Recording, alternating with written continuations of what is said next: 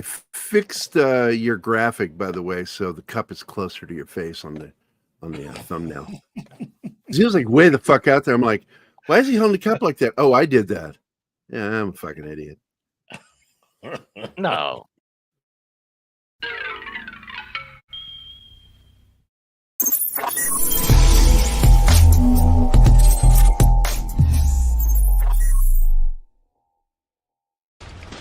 Hey, Jack. All right. You got this stuff? Yeah, all cleaned in oil. Oh, yeah. Beautiful. Beautiful. Let's get it on. Who are these guys? It's my theme music. Every good hero should have some. Hot damn, it's time to get down to the jam. It's time to get down, it's time to get down, it's time to get down to the jam. I said it's time to get down to the knowledge, gonna get on down with the know. On the morning coffee show, on morning coffee with Keith, here on Pop Culture Minefield.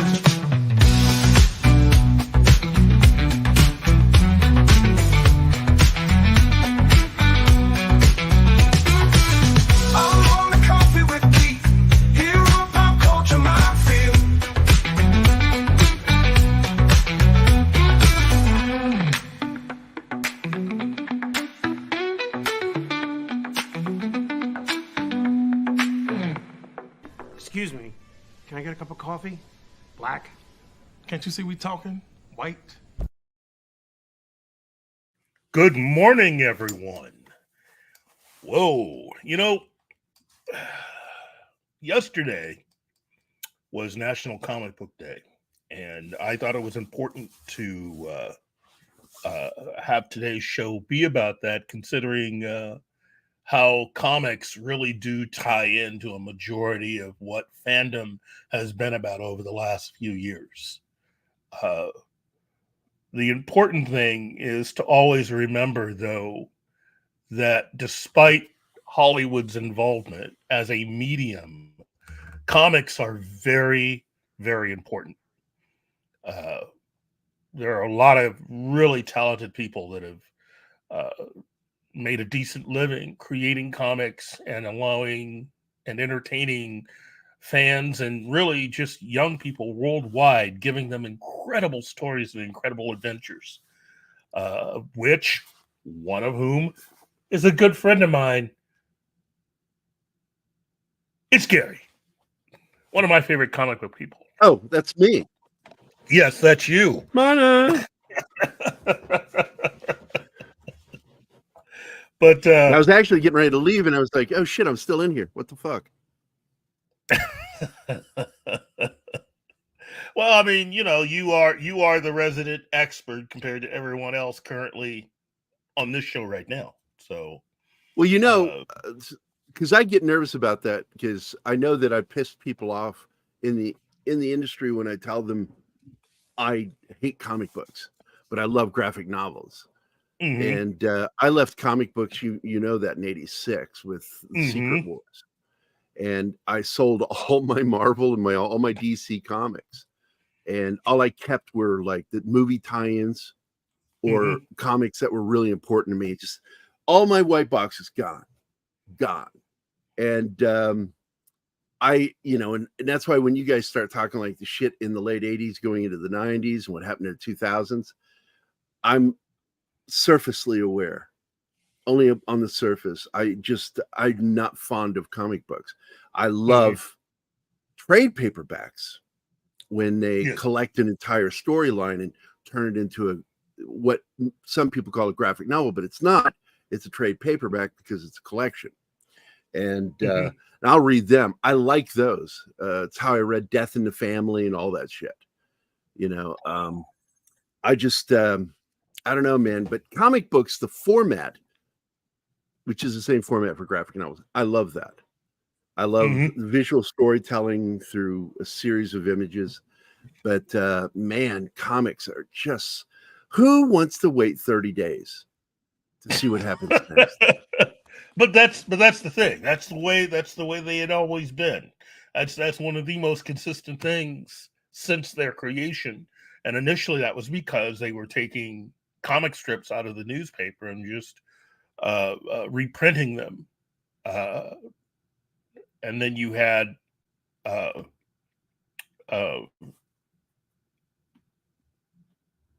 Malcolm Warner Nicholson, who came along and invented the modern comic by having the idea of just doing original artwork and original stories that you could have every month.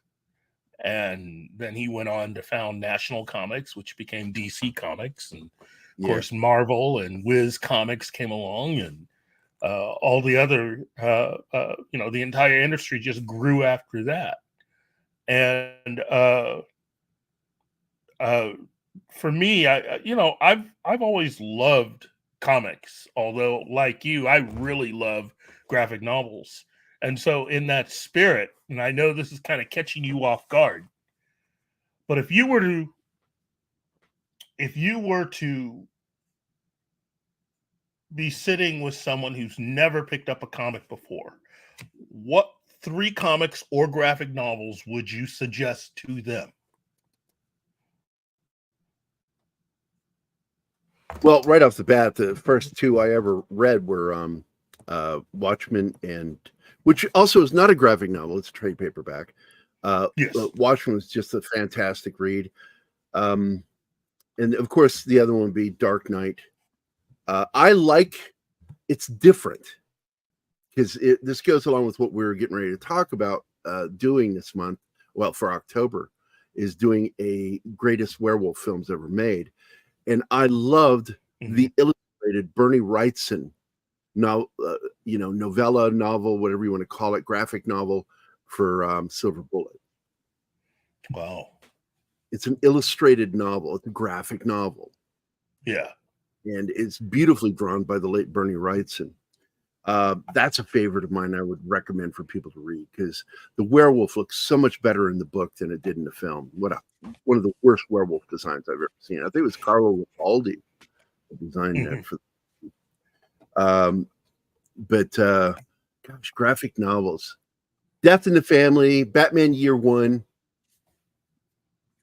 Oh my goodness! I'm trying to call up some of the graphic novels I've read. There's also the books I worked on. You can look those up. I'm not going to tell you every book I worked on.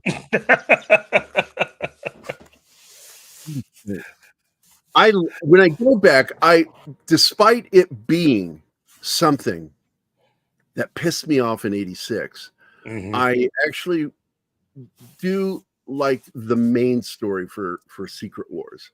See, what pissed me off, what triggered me, was that you had to buy all these other sub-popular books that nobody was buying in order to get more of the story. But it really didn't add anything to the story. And I felt really used. And I think a lot of fans felt used by what Marvel did there. It was sneaky. It was dirty. Not to mention that was also one of the first times where they really made a big thing out of alternate covers. But I think Secret Wars, the original Secret Wars, was really good storyline, especially with what it dealt with Spider-Man and with Iron Man. That's a good recommendation. We have Wolverine 66, a Conan comic. The Crow. I read the books. I didn't read the comics. I feel horrible about that because I love the artwork, but I never was interested in the comics because they did some shit in the comic books that changed from what they did in the books. Like Red Sonja was not in the same time period as Conan, but they made her part of the Conan universe in the comics. Lots of little things. I can also recommend any of the classic Gold Key comics, Star Trek, Lost in Space. God, I read so many Gold Key comics as a kid. Mag Robot Fighter, that's a good one. They're classic literature comics. Did they ever do a collection of the ongoing Star Wars comic that Al Williamson illustrated? They had to have. I think I remember seeing something. Because I would highly recommend reading that, and I loved Al Williamson's artwork. He's the one. He's the single illustrator, comic artist that had the greatest impact on me. And I think one of the nicest things ever said about me was when I worked with IDW. Tom Waltz said that I was this generation's Al Williamson. I'm like, I'm not, but thank you. Yeah, It's a good compliment. that is an incredible compliment. If I were to think of the three that I would suggest, for my money, I would go with Watchmen, because that really pushed the boundaries in telling a really cohesive story, both in terms of the actual story and the artwork that went with it. Collecting the entire thing, I think, pushed it into an even better direction, because while it's a monthly story, even reading it all together, it just becomes even more apparent that it was just that good. Planetary is another choice. God, I wish they would do something really cool with that. I mean, given Hollywood right now, I want them to keep their hands off of Planetary. But Planetary is a comic for anyone that, like us, has a very decent knowledge of pop culture in terms of history, as in comics, pulp novels, and movies. Planetary is the perfect book for them. And then Kingdom Come. I just love the heck out of Kingdom Come. I read enough. that late in life. My buddy Mike had a copy of it, and he lent it to me so I could finally read it. And I was really blown away more by the artwork than the story. It's a good story, but it was fantastic artwork. Oh, geez. I love Marvels. That was a good book. But I think Alex Ross outdid himself with Kingdom Come. And just the thought and the dichotomy between both books. Marvels is about a beginning. You know, all of it is really just about the beginning. And Kingdom Come is about a kind of end. And just what Alex Ross accomplished with that entire, oh, wow. And the fact that they're now making a documentary talking about the making of that comic, it definitely deserves it, you know. But those would be the three that I would suggest to anyone. How about you, Martin? Do you have any favorites yeah. or? Yes, I have. In fact, I have a problem, so I'm gonna have to resort to the honorable mentions. As always. Well, my first choice. Well, let's go. I love that from you say third to one. honorable. Honorable. Go honor yourself, bitch. So. Oh, geez. Yeah, I'm going to get out of here, guys. I got to work on this. I'm Yeah. working Thank right you. now. Thank you very I'll much. see you guys later. Thank you Everybody very have a great day today. Thanks. Okay, boss. Thanks, buddy. Have a See nice you, man. day. You too. Okay, so my number 3 would be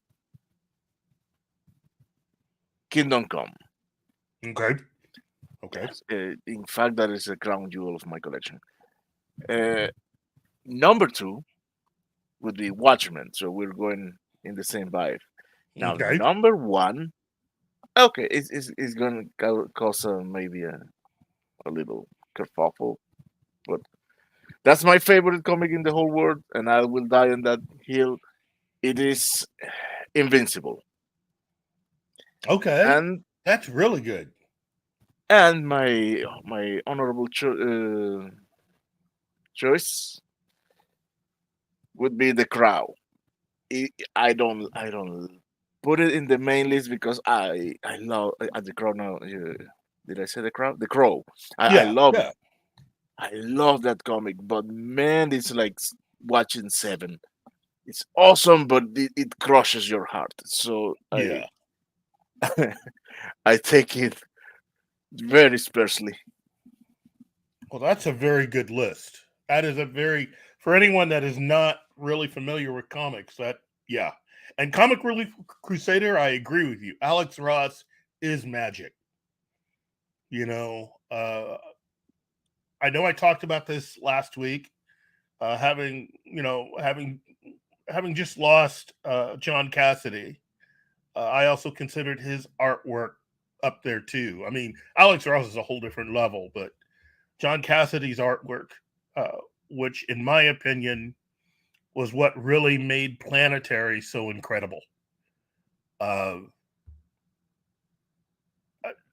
I say this.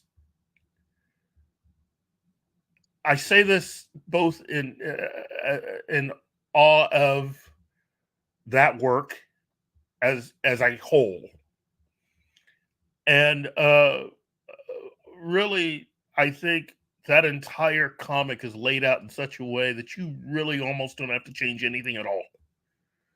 You know, Planetary wouldn't be easy to make because it walks a little bit of a line. Like I say, if you're someone that is very familiar with the history of comics, early comics, pulp novels, stuff like that, you're going to get a whole lot of pleasure out of Planetary. There's going to be a whole other level that it'll unlock for you as a reader. To turn that into a film, it might walk a little bit of a legal line because it makes a lot of references to things. It's, in my opinion, it's kind of making fun. I don't see if it would really, I mean, it would be parody in that sense. But, you know, you could almost say that with The Rocketeer, and Disney still changed that story and changed out who the inventor of the rocket was, because the actual Disney film doesn't exactly adapt the comic. It tries to adapt everything else, although it did drop the storyline about there was one storyline from the original comic that it did drop, but yeah, you know, hello, monkey. He says, I can make Planetary if they give me a budget, right? For the amount of money they spent on something like The Acolyte, yeah, you could probably do a decent job with Planetary. But Planetary would just be pushing everything. I mean, just pushing it all. And you really...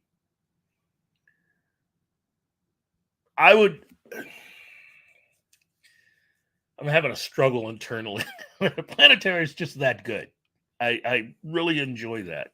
And I own the omnibus for that. So the omnibus for Planetary is just incredible. Yeah, that would really, all of these books and recommendations are really well done. I think if you are a fan of any character, you really owe it to yourself to at least try to read as much up on that character as possible.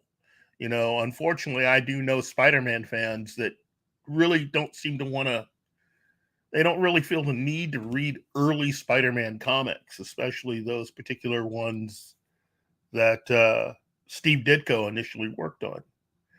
You know, I know that the artwork isn't what you're used to, but, you know, that's really, in my opinion, the heart and soul at the center of all things Spider-Man are just all of the Steve Ditko issues. Everything else is just fluff. You know, you're right, Monkey Jeebus. Planetary could be made cheap. Just go with unknowns. But I think that one of the things that I've come to really be just thrown off by is Hollywood just seems to make a lot of changes to make changes. Now, sometimes it's because of money. Sometimes it's because they want to do something with a particular actor or actress that is a part of the project, or some creator that's a part of the project. But more often than not, you're dealing with people who just really don't understand the material. And unfortunately, over the last few years, I kind of put Kevin Feige in that group also. Monkey Jeebus says he was talking to you. Dude, we need to get you back on this show. And yeah, because if wow. Oh, I have some ideas with shows with Monkey. We talk about that later.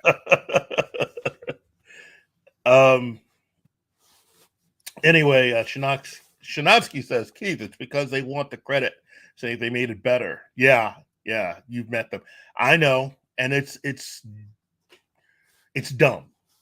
I'm trying to remain positive for this episode, but it is dumb.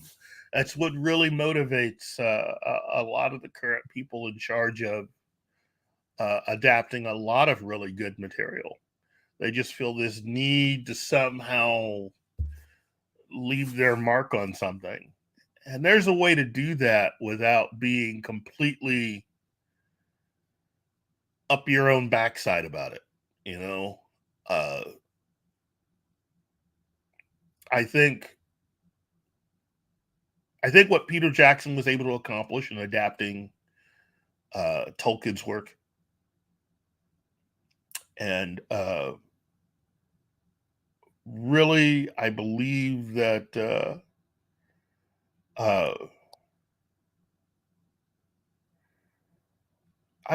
Watchmen as a film is very well done. Yes, indeed. So, yeah, those are two really good examples there.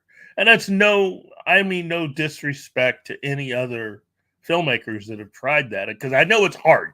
It is difficult to do it. But I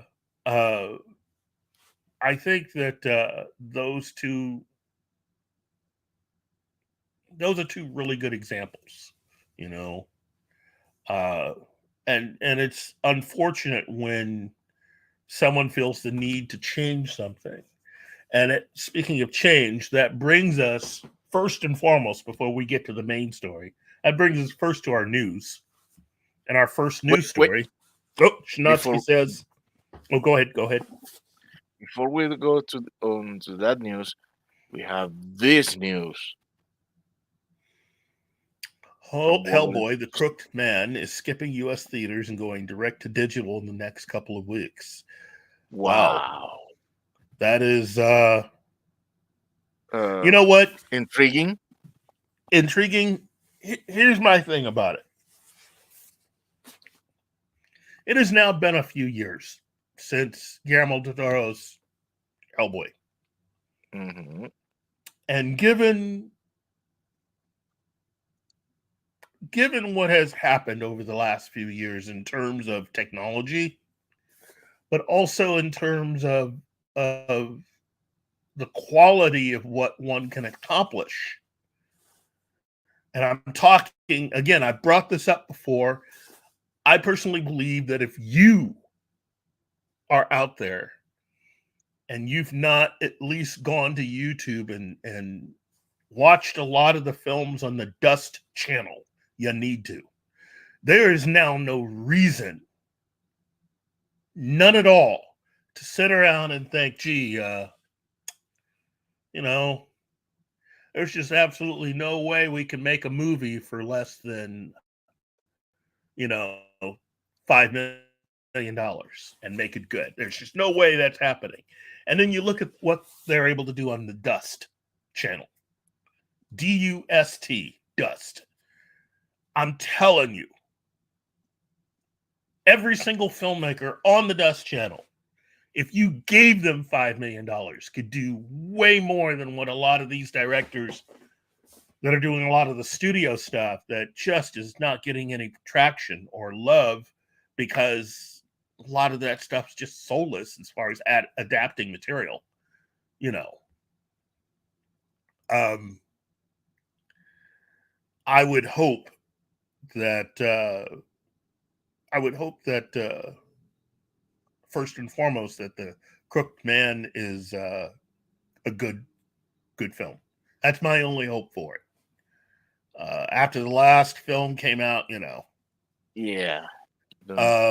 Shinosky says the Watchmen TV series is what happens when a creator knows better. Yeah, I agree. They still could have made that work if they'd been smart about it. And like I said the last time we talked about it, there was no need for Dr. Manhattan to be a part of that story. None at all. If you know, Damon Lindelof is the one that did that, and he kept talking about how much of a fan he was. My whole argument is, you were such a fan, why did you do that? Why did you bring Dr. Manhattan back? Because the excuse you gave was BS. I could have gone with the way he told that entire story, but there is no reason and no way that Dr. Manhattan could have been a part of all that. And that's the only reason why he was there. Didn't help with the story. Didn't act like he was, you know, it wasn't conducive to helping the overall story that the original graphic novel told.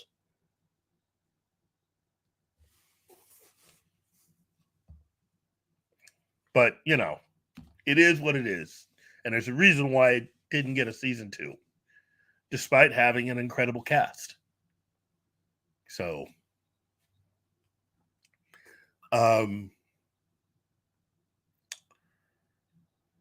anyway, back to the first story for our news.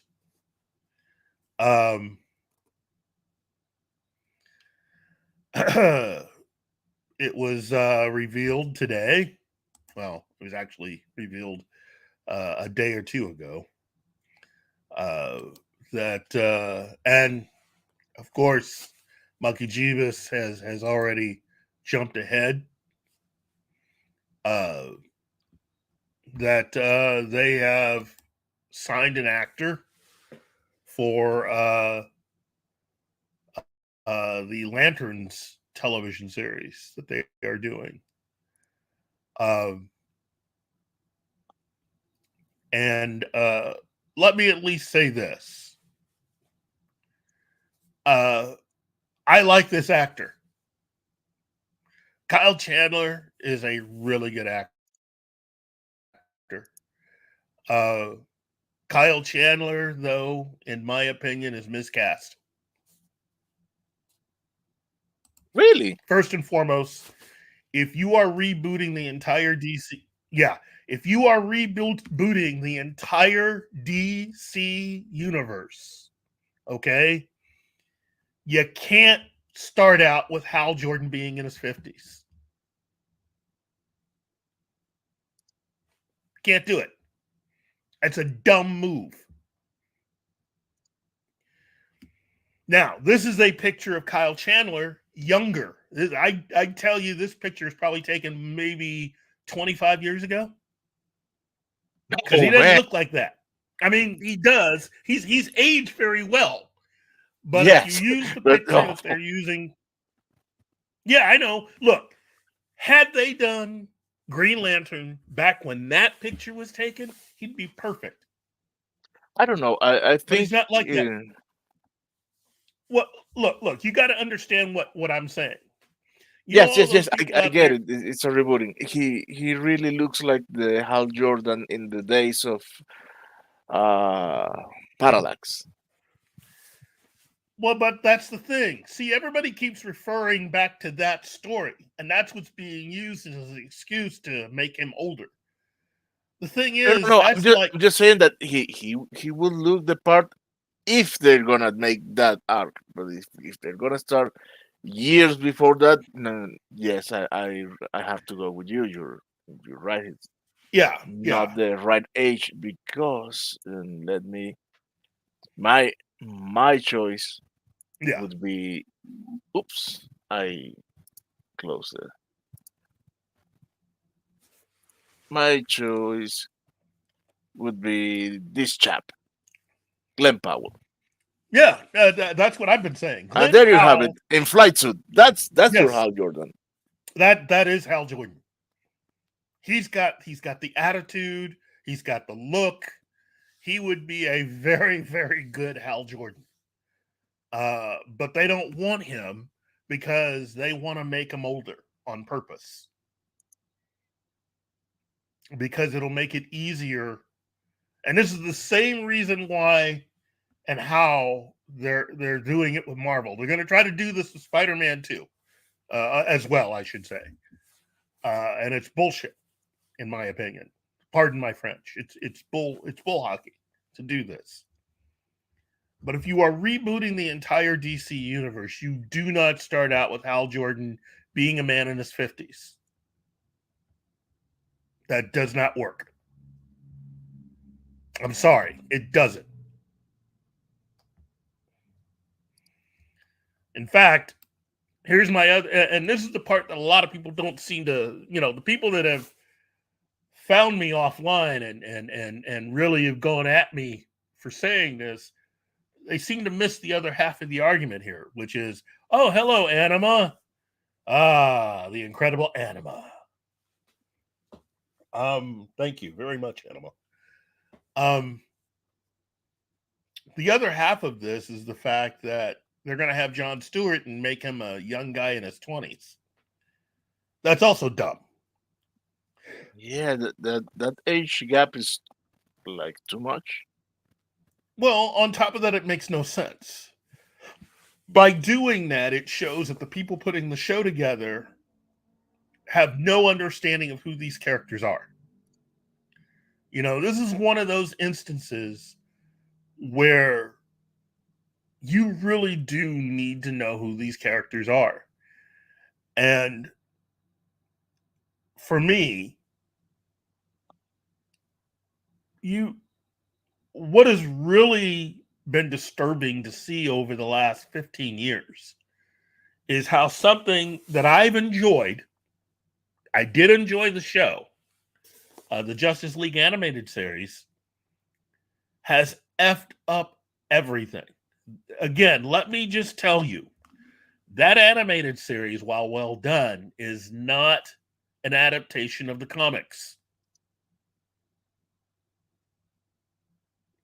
Let me repeat this. Justice League animated series is not an adaptation of the comics. That is a universe where Hal Jordan and Barry Allen do not exist. Hal Jordan and Barry Allen are two founding members of Justice League. In fact, when Justice League was first founded, guess what two characters weren't even a part of the group yet?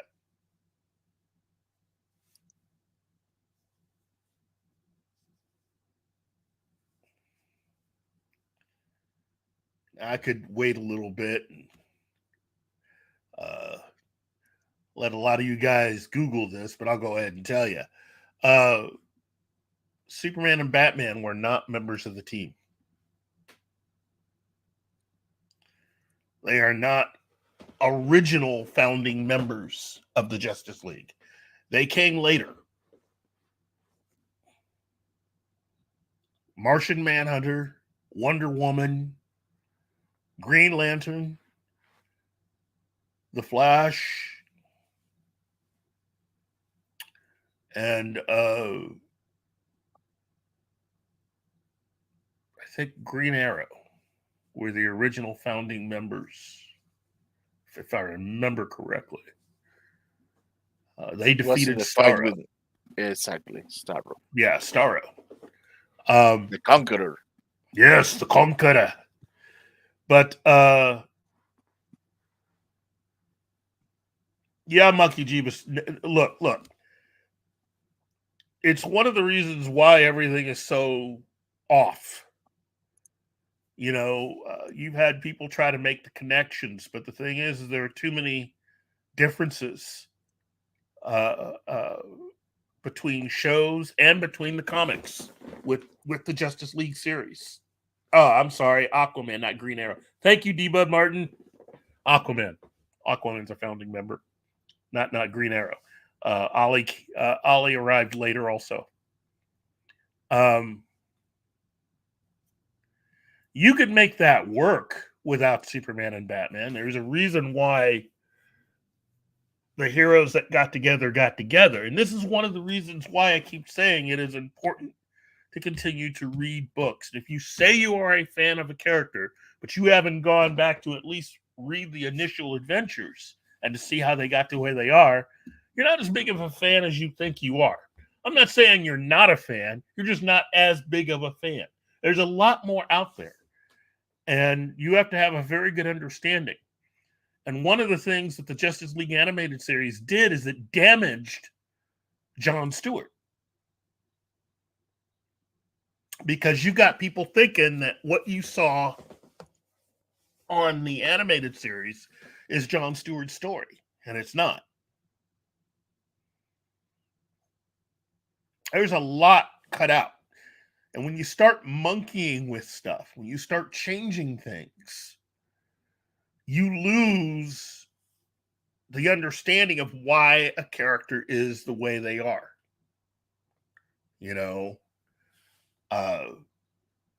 Jon Stewart is the way that he is for a reason. But you wouldn't know that if you've never read the original Jon Stewart adventures and you understand what kind of a relationship that Hal and John actually have. They are really good friends.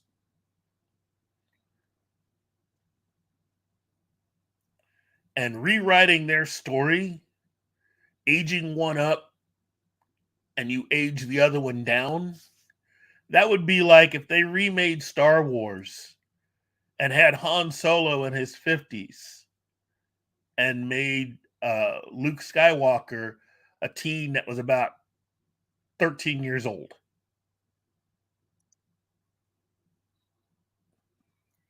And they tell you, well, it's still Han, it's still Luke. Yeah, but you've changed the dynamic now.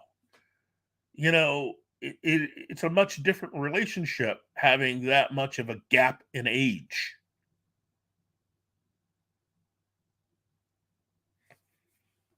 Thank you, Shinatsky.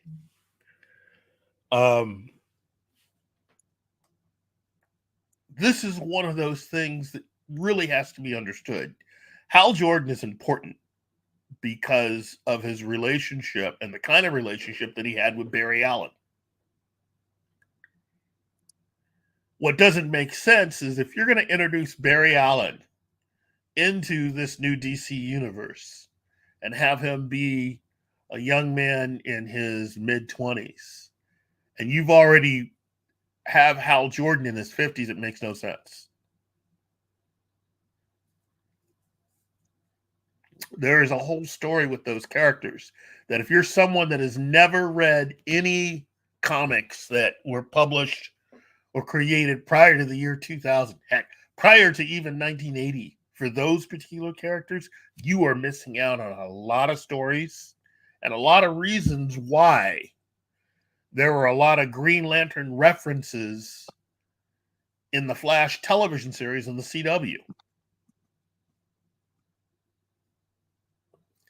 In the initial years after both characters were rebooted in the 50s, they had a lot of crossover stories between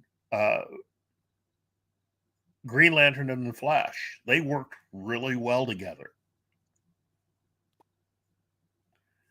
And so for anyone that is a major comic book fan, you would understand the relationship that these two have. Now, Barry has a different relationship with Hal than what Ollie has with Hal. And you're talking 3 different types of people. You know, Hal being one of the templates, in my opinion, for a character like Han Solo. Very much a ladies' man. Every bit of an Air Force guy, you know. Barry being the stable one between the 3 of them. Being a police officer. And Ollie being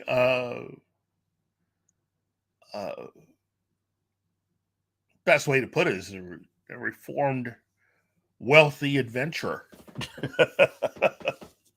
You know, how they fight crime, and even down to their personalities and political views. All 3 are very different individuals, but there is a balance there. And as I've often said before,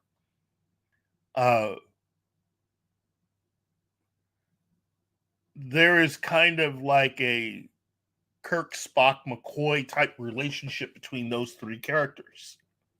You cannot replicate that by just removing Hal and putting John in. Because John even has a really different... I mean, even joining the Justice League, John had a much different relationship with everyone because of his background and being someone that had served as a Marine in his early years. I mean, you have to understand, the Justice League as a whole, everybody had some type of a job that kind of sort of prepared them to be a part of that team. You know, Martian Manhunter being a real alien outside of Superman.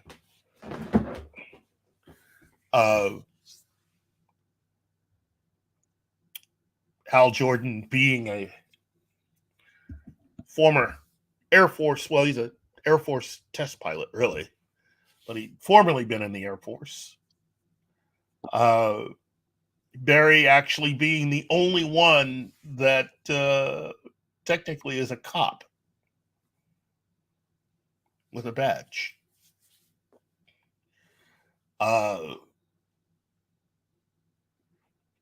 You have Wonder Woman, whom the Amazons were really the original version of really before they were even knights. They were the Amazons. Part of their job was protecting the innocent and enforcing the law, right from wrong. So technically, you know, Wonder Woman and the Amazons, you know, OGs fighting crime. And Aquaman, you know, in charge of law enforcement as far as the seas go, being royalty. And, you know, it's just the whole idea behind Lanterns basically sounds like somebody was just trying to find a way of doing True Detective, and they thought they were going to be kind of slick and put a superhero veneer over it and call it good. And over time, you know, they've changed many things. But this idea, I think, with Hal being in his 50s, has been a constant.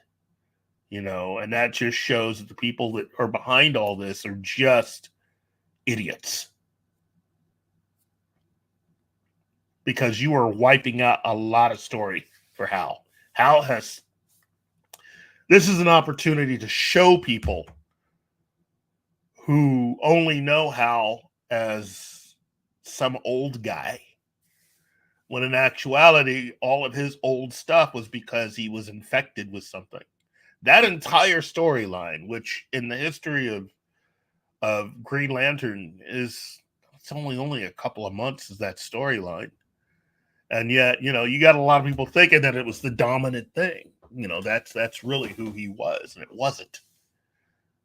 Hal is a hero in every sense of the word. The only difference between him and, say, Batman is that Hal is every bit the flyboy. If you gave Han Solo an advanced ring that basically conformed to his thoughts, I mean, what would Han be like having that kind of power? Well, that's Hal Jordan. And you're missing a lot of that in aging him up so far. I don't think I would have minded it as much as if they had Hal be like 34, 35 years old. It'd be perfect. But you'd also have to start Barry at that age too, because that's about the age Barry was when they met. It's also about the age of Oliver Queen. The original Justice League members were all late 20s, early 30s in their ages. Now you've rebooted the entire DC universe, and you've got a Superman who's now in his very early 30s.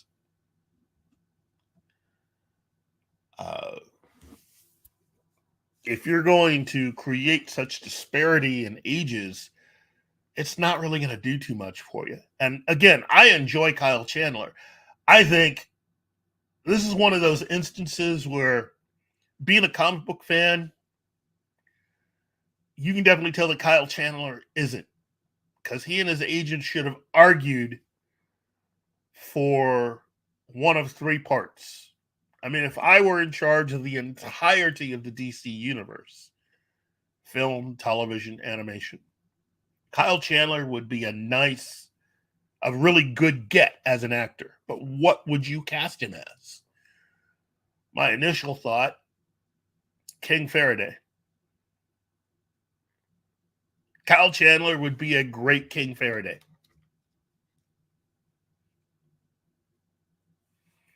He would also make a really good Phantom Stranger.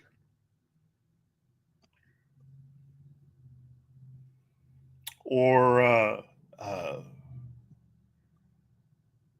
would make him Slam Bradley. Slam Bradley would be a good one.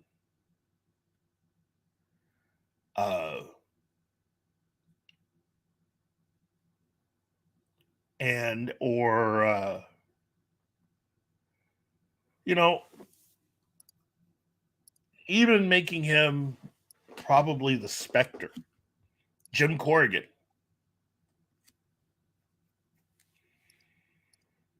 Those are all perfect for Kyle Chandler.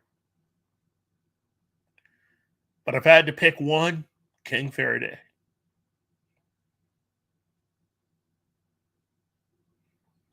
And that's the James Bond of the DC universe. Good-looking guy. Always looks good in tuxedos. And that's the thing about Kyle Chandler. He just looks good. And if there'd ever been an American James Bond, I think Kyle Chandler could have played it. But especially being the American James Bond of the DC universe.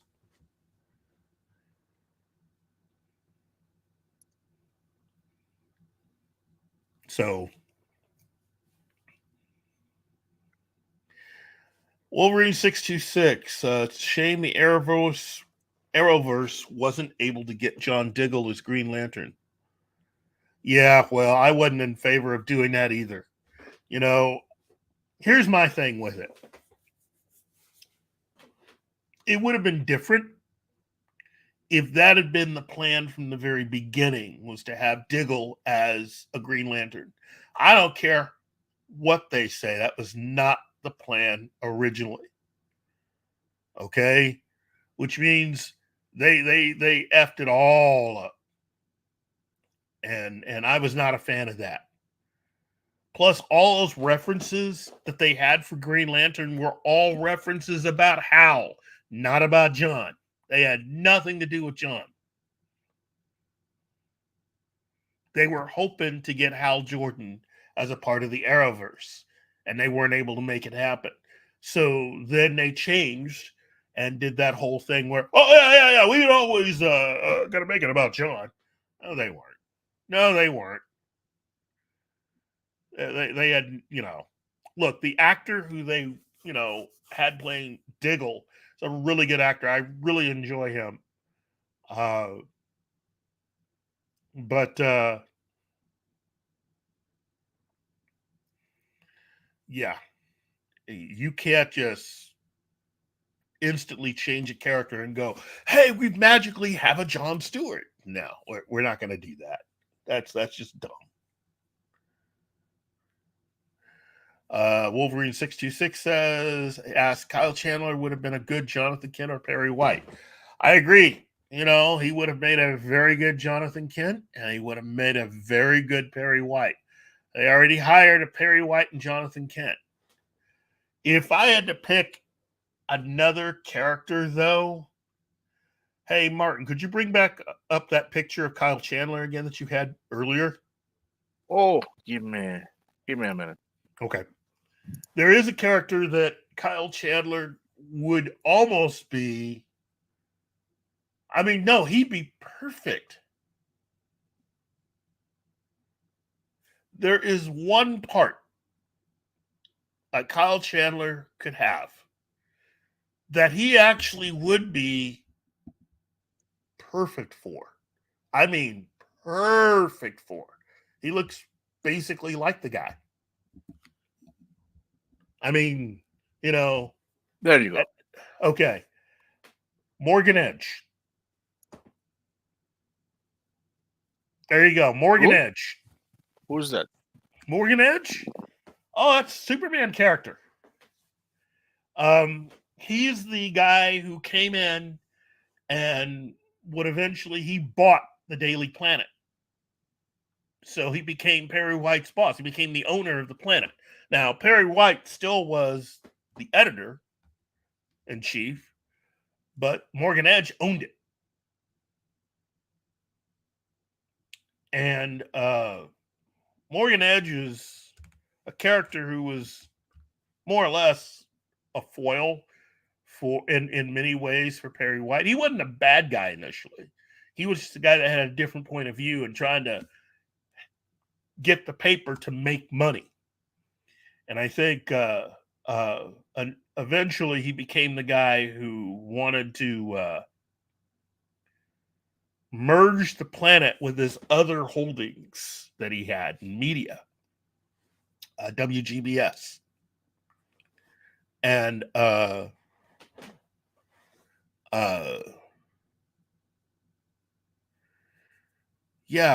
he would make a fantastic. See, looking at him like he would, and even the way he looks now, being older, he just looks like Morgan Edge. Yeah, anybody out there that Googles Morgan Edge, you'll see what I mean. I mean, it's just wow. Kyle Chandler would be perfect as Morgan Edge.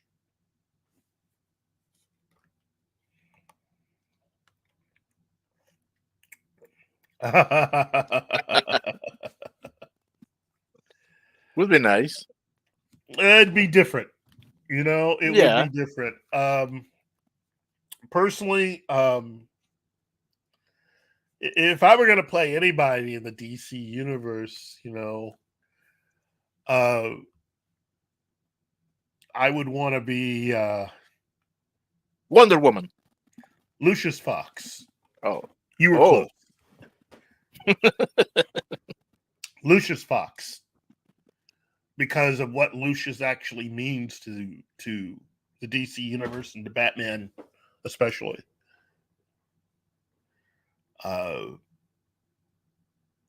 Yeah. Yes, he did. Yeah, he got sick and tired of being on Agents of S.H.I.E.L.D. and decided to go join the DC universe and become Morgan Edge.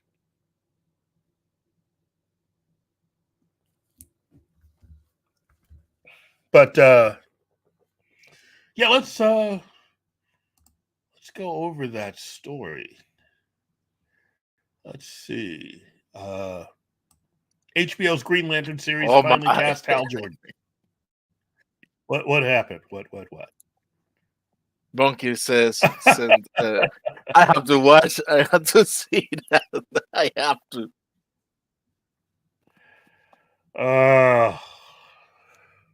Oh my God! Yes.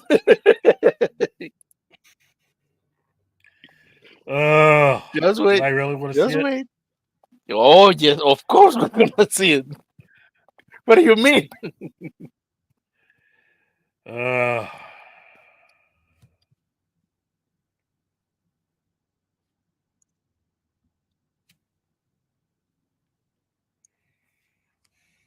See, now I'm on pins and needles. Or needles No, and no, no, pins. no. It's awesome. It's really awesome.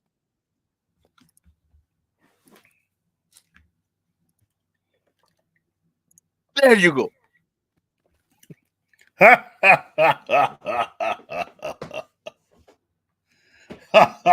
it really looks like you. Wow. Yeah, maybe I should sue for some likeness rights or something. No, they got a really good actor playing Perry White. It just seems to me that they seem to go into this. Some of these Hollywood types seem to go into this thinking, we don't have enough people of color in these comics. I know, we'll just go ahead and change somebody's race and instantly create, it's BS. There are a lot of characters of color in comics, especially in DC comics.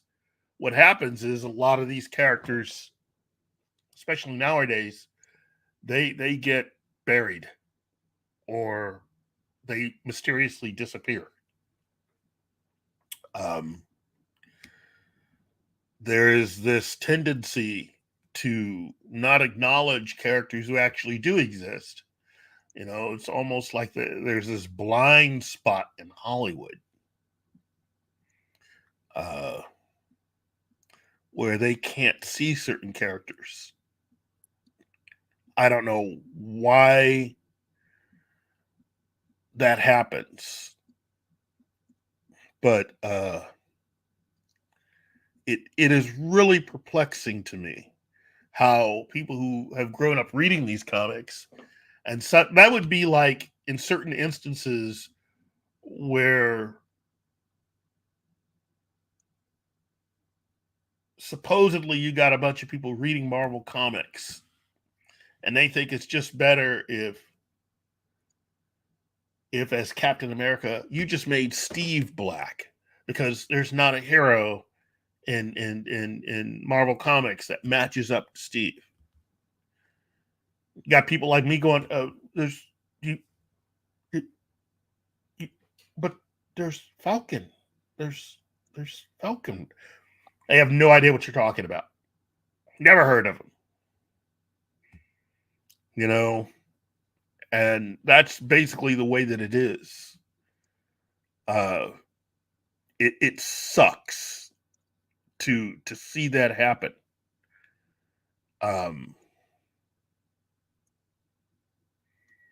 I just I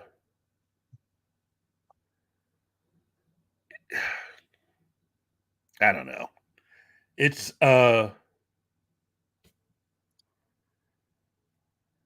yeah, Franklin Stern would have been a really good character. See, that's outside the box thinking for a lot of these people. But they have no idea who that is. None. They have no idea who some of these names are. And for them, I mean, I don't know. It does make a difference, though.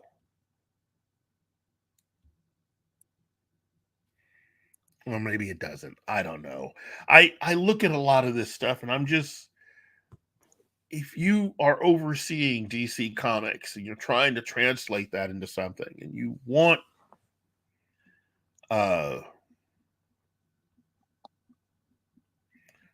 quote unquote representation, then yeah.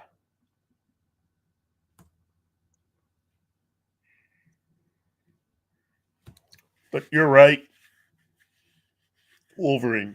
See, Wolverine gets the gold star today. Franklin Stern is a character that a lot more people should know. If you think you're a Superman fan, you should know who Franklin Stern is. It's the same thing with like I said a few episodes back.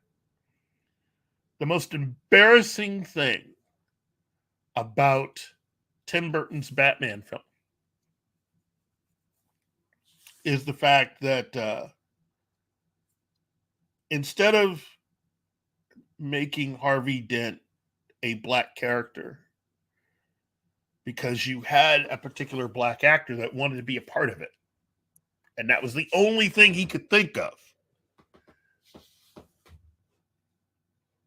You know, for anybody that read the comics, the question then becomes, well, why didn't anybody read the comics to find out that there was already a black character in the Batman universe who this actor could have played? And if anybody had been doing their job, would have been able to sell him on the understanding that playing this part meant that you would have done several movies and not just been there to play a bad guy.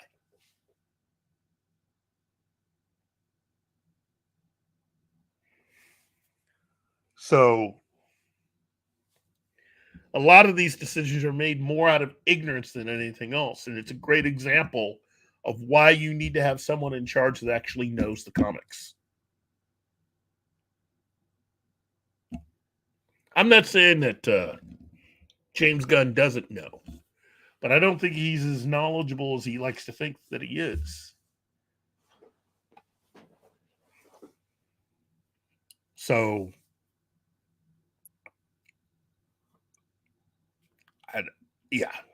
that's the way I view it. So let's see. Wolverine 66, James Earl Jones and Blue Mancuma played Stern in Lois and Clark and Smallville, respectively. Yes. That's all you need. I mean, those two. Well, I mean, James L. Jones, of course, you know. Again, you have someone of the stature of James L. Jones, and he plays this part, and the only time anybody thinks of the part again is a few years later for Smallville, and then nothing.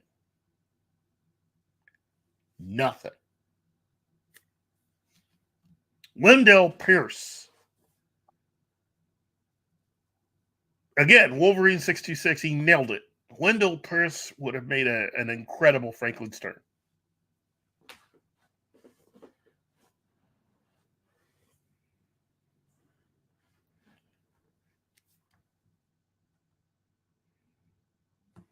I mean, again, I feel in certain ways the same way I do about Matt Reeves. You know, I don't believe he knows Batman as well as he claims to. You know, the script for his movie, The Batman, is atrocious. That said, from what I hear, the Penguin miniseries that he has is incredible. From everything I've heard, it's everything that it's doing the Penguin right compared to what Matt Reeves' script for the Batman did with the Riddler, which was wrong. Or, as I like to say, stupid.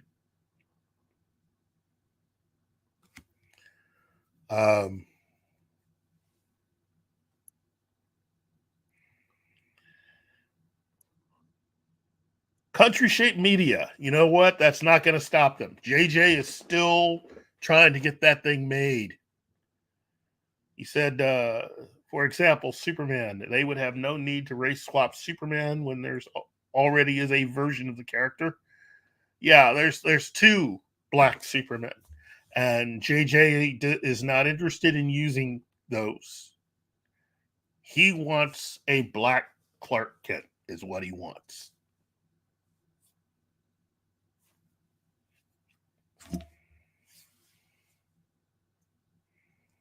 Yeah, Country Shape Media said race swapping characters that already have established traits and characteristics seems lazy to me, especially when there's already was a version of such a character.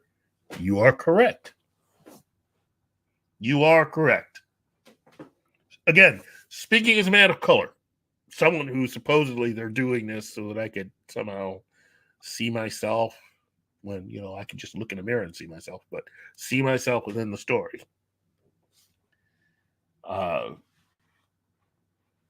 Again, if you're going to try to do Batman this time around and you're not going to include Lucius Fox, then you're dumb.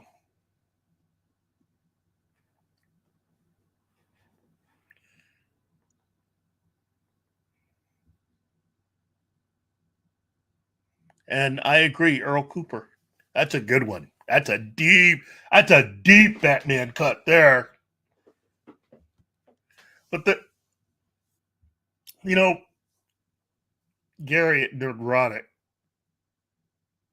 had a really good suggestion, which is they should just go ahead, concentrate on, instead of making another Batman movie for Matt Reeves should just go ahead and make the next one as an HBO exclusive event. Like 7 or 8 episodes. And just basically turn Batman into a television series. Which I've been saying for years is the way to go. Because there are so many really good characters and storylines for Batman. So many characters. Especially characters of color that look like me. There are quite a few. You don't have to race swap anybody. And in my opinion, every time you do, you're not doing anything other than just showing how much you either don't know or you're greedy. Greedy and lazy.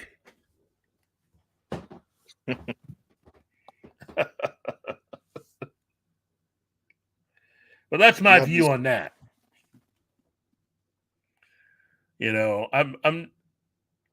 I'm all about people getting work and, having a good time with it. And there's nothing wrong with any of that. And again, I enjoy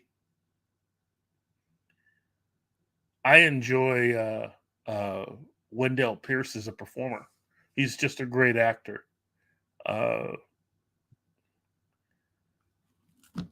I wasn't mad that he got cast.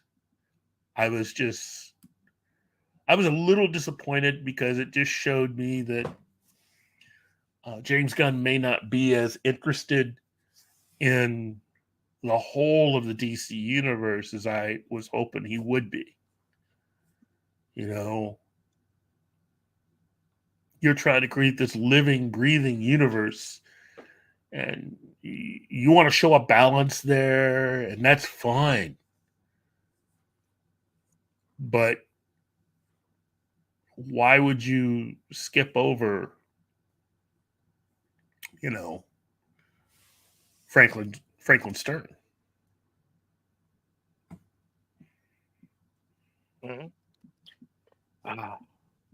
What can I say? You know how are Hollywood taking their decisions today? I know. It's yeah. I just Now, Keith, yeah. I think we should go straight to our second news of the day because I know you're gonna have something to say about it. It's gonna take you some time. Yeah, because I should go to the next story because I was about to go off on the whole not having Ron Troop thing in Superman. Again, James Gunn, if you're listening to me, Ron Troop.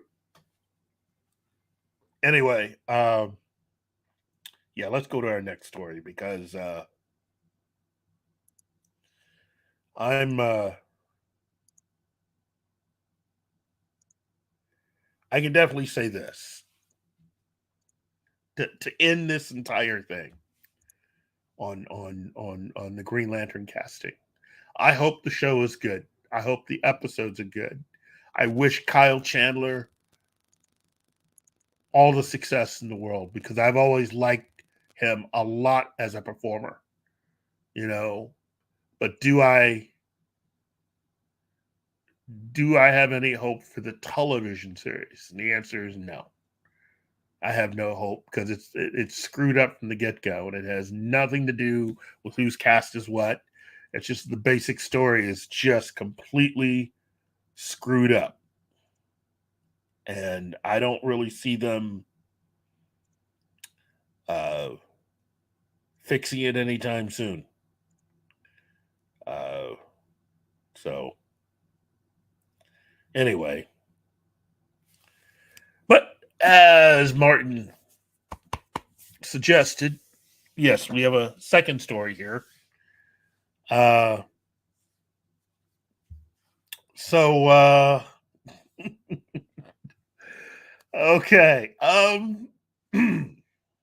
Yes, yeah, let's address these three comments before we go. Oh man, I feel so abandoned. I think I'm the only one in the world that likes Peacemaker. Well, me and my No, daughter. I love Peacemaker. I do. It's a fun show.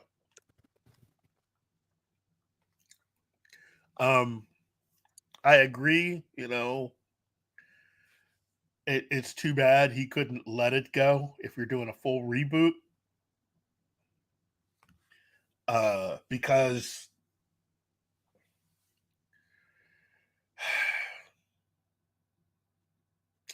what's the best way I can put this? If you're going to do a full reboot, it's going to allow you to free up it's going to allow you to free up a particular performer that I think would be useful someplace else. And no, I'm not talking about a certain Aquaman actor becoming Lobo, which would be a good thing. Yeah. That's a good way to go. But I mean John Cena. In my opinion, John Cena, in my humble opinion, would be better as Guy Gardner. Yes. Oh my God, yes. Yeah. He can play that kind of asshole so easily. Yes. He is perfect. He is Guy Gardner. By the way, we have a special guest today. Uh-oh. It's The the Comic Comic Relief Relief Crusader. Crusader! The I am evilest honored. Autobot ever. Oh, wow. The show has just gone up in quality by 100% with the Comic Relief Crusader here. How are you, my friend? Oh my God. I upped the quality. That's amazing. You What's up, always guys? do. Hey. Well, I try. Yeah, National Comic Book Day. God.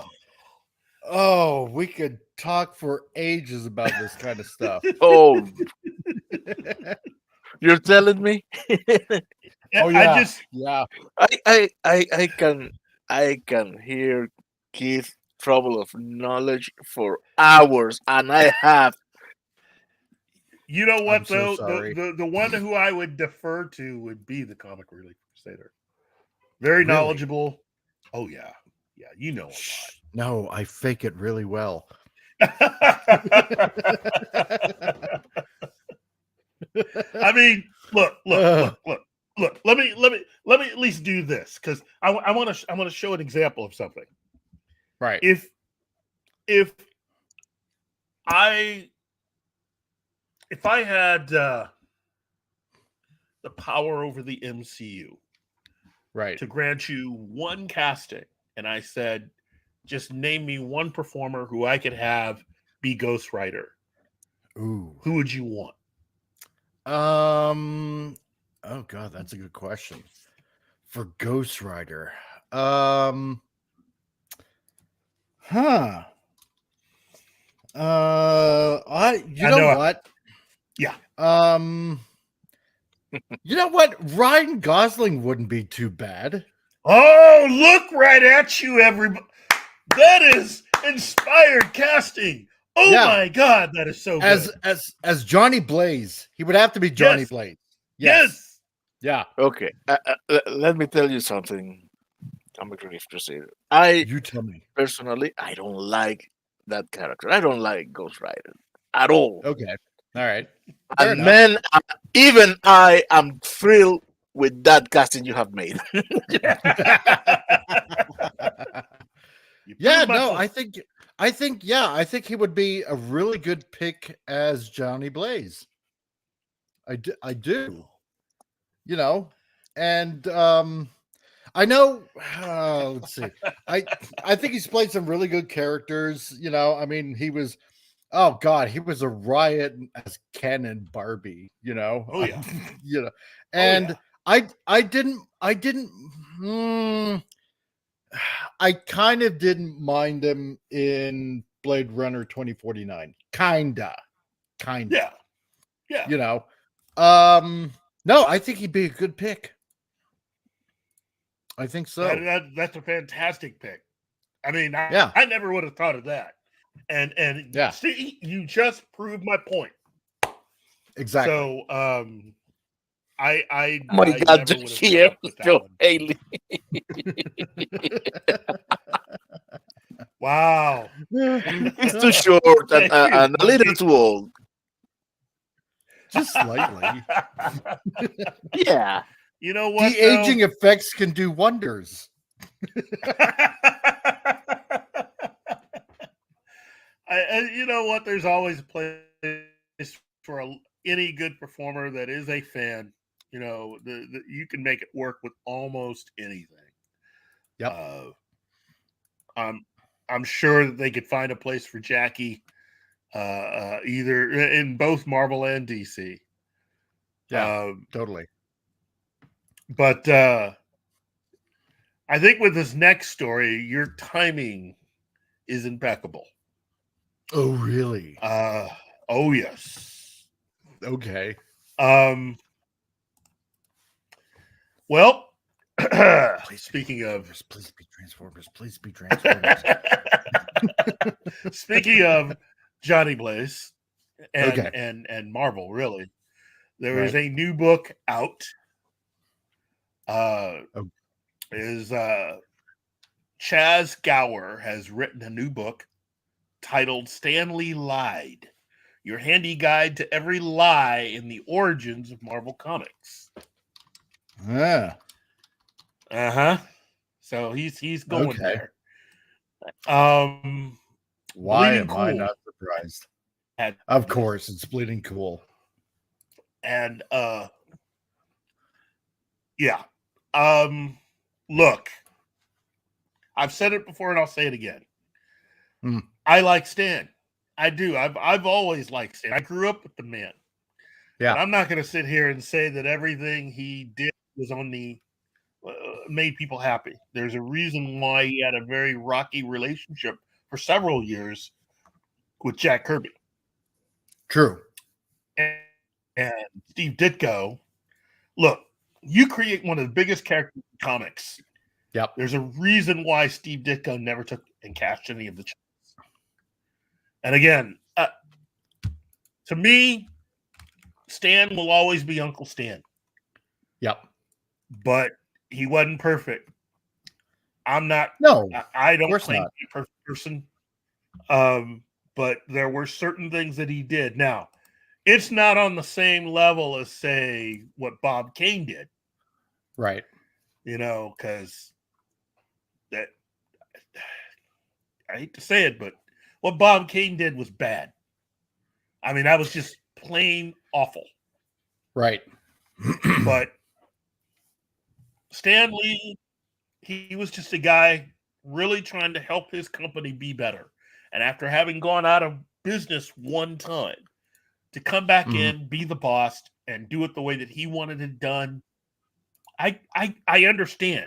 I don't agree with every decision he made. Right. I believe that he should have treated Kirby better. Oh yeah, for I sure. believe that downplaying Kirby's writing ability was wrong. I mean, it goes to show why Joe Simon and Jack Kirby were that good.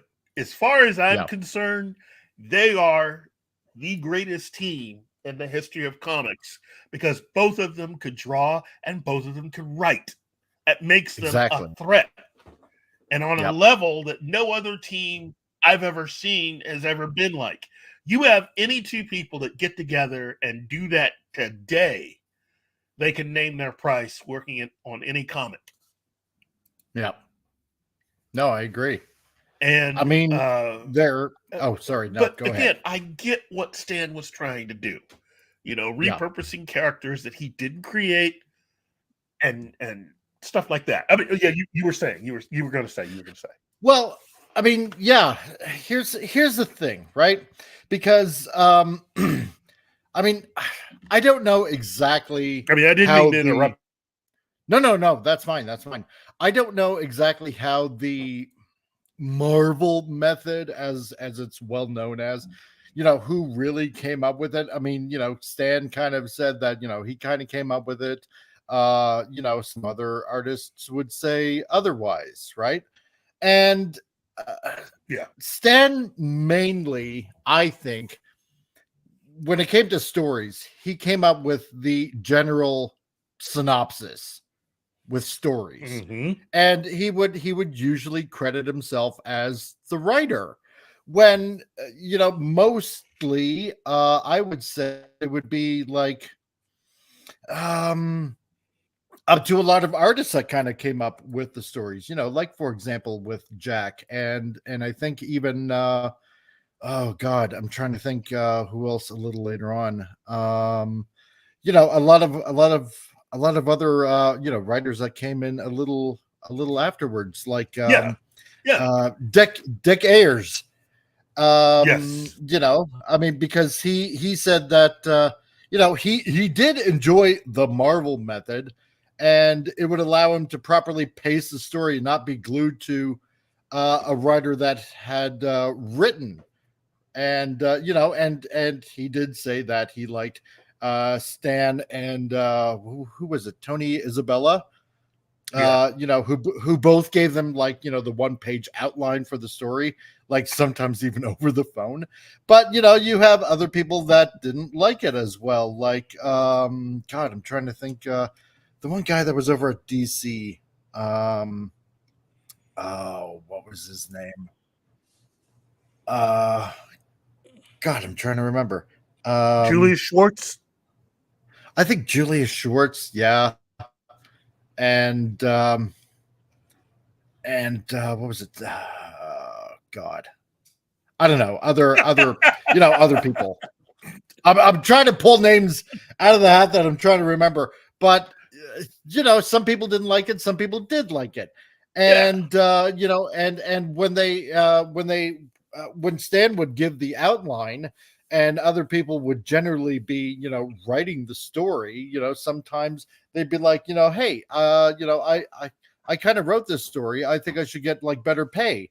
And Stan would be like, oh well, gee, I don't know about that. In one sense, I can see Stan wanting it to build it into a brand that was like totally recognizable, and sometimes for creators that know they have something big on their hands, it's hard to kind of let it go. Yeah. You know, on the and it's hard to share that. So like Don Heck, as far as I know, you know, he didn't like it, and he was rather demoralized, you know, because the editors were on his back all the time, and he'd practically be in tears, you know, asking, say, John Buscema, you know, what can I do, you know, and it kind of destroyed his career, you know. And I you know, and always, even to the point where he's like, to hell with Stan, right?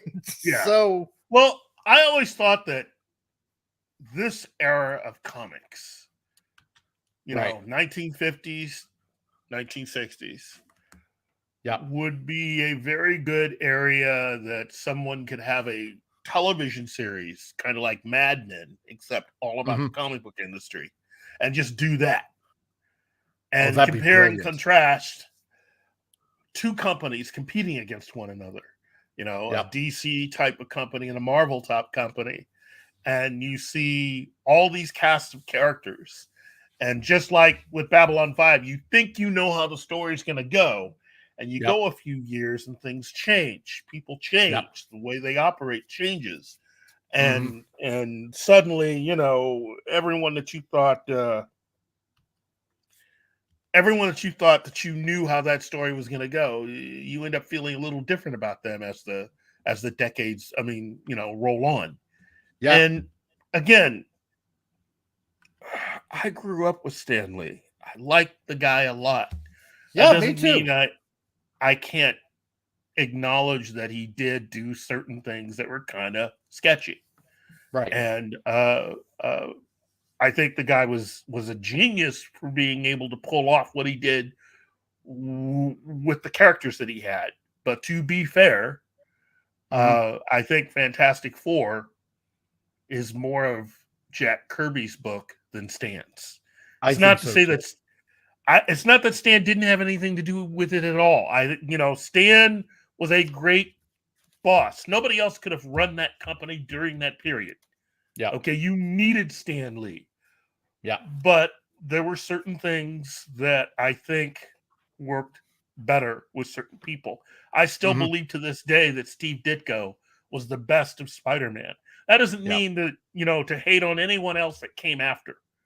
Okay?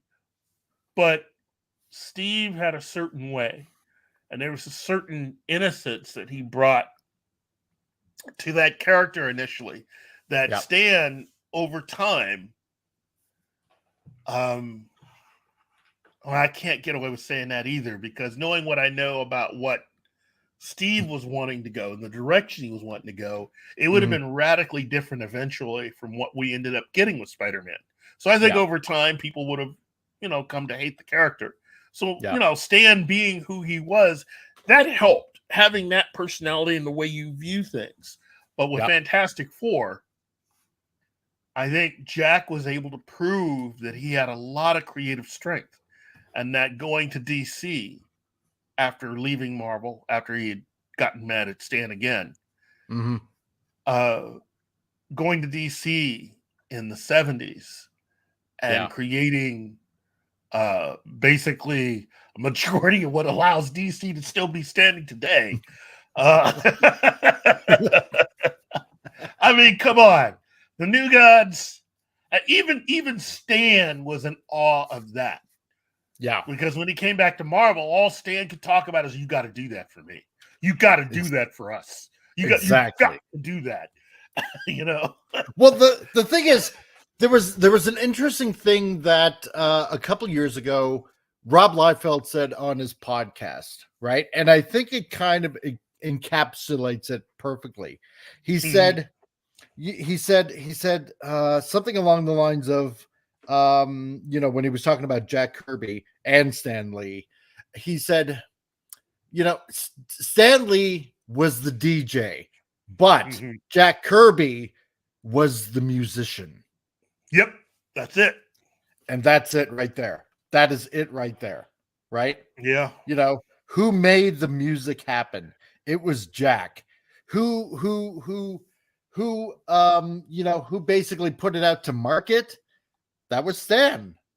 Stan was the face, right? Mhm. Mostly because he was out there. He was pushing product. He was, Well, you know, he was Dawn in Mad Men.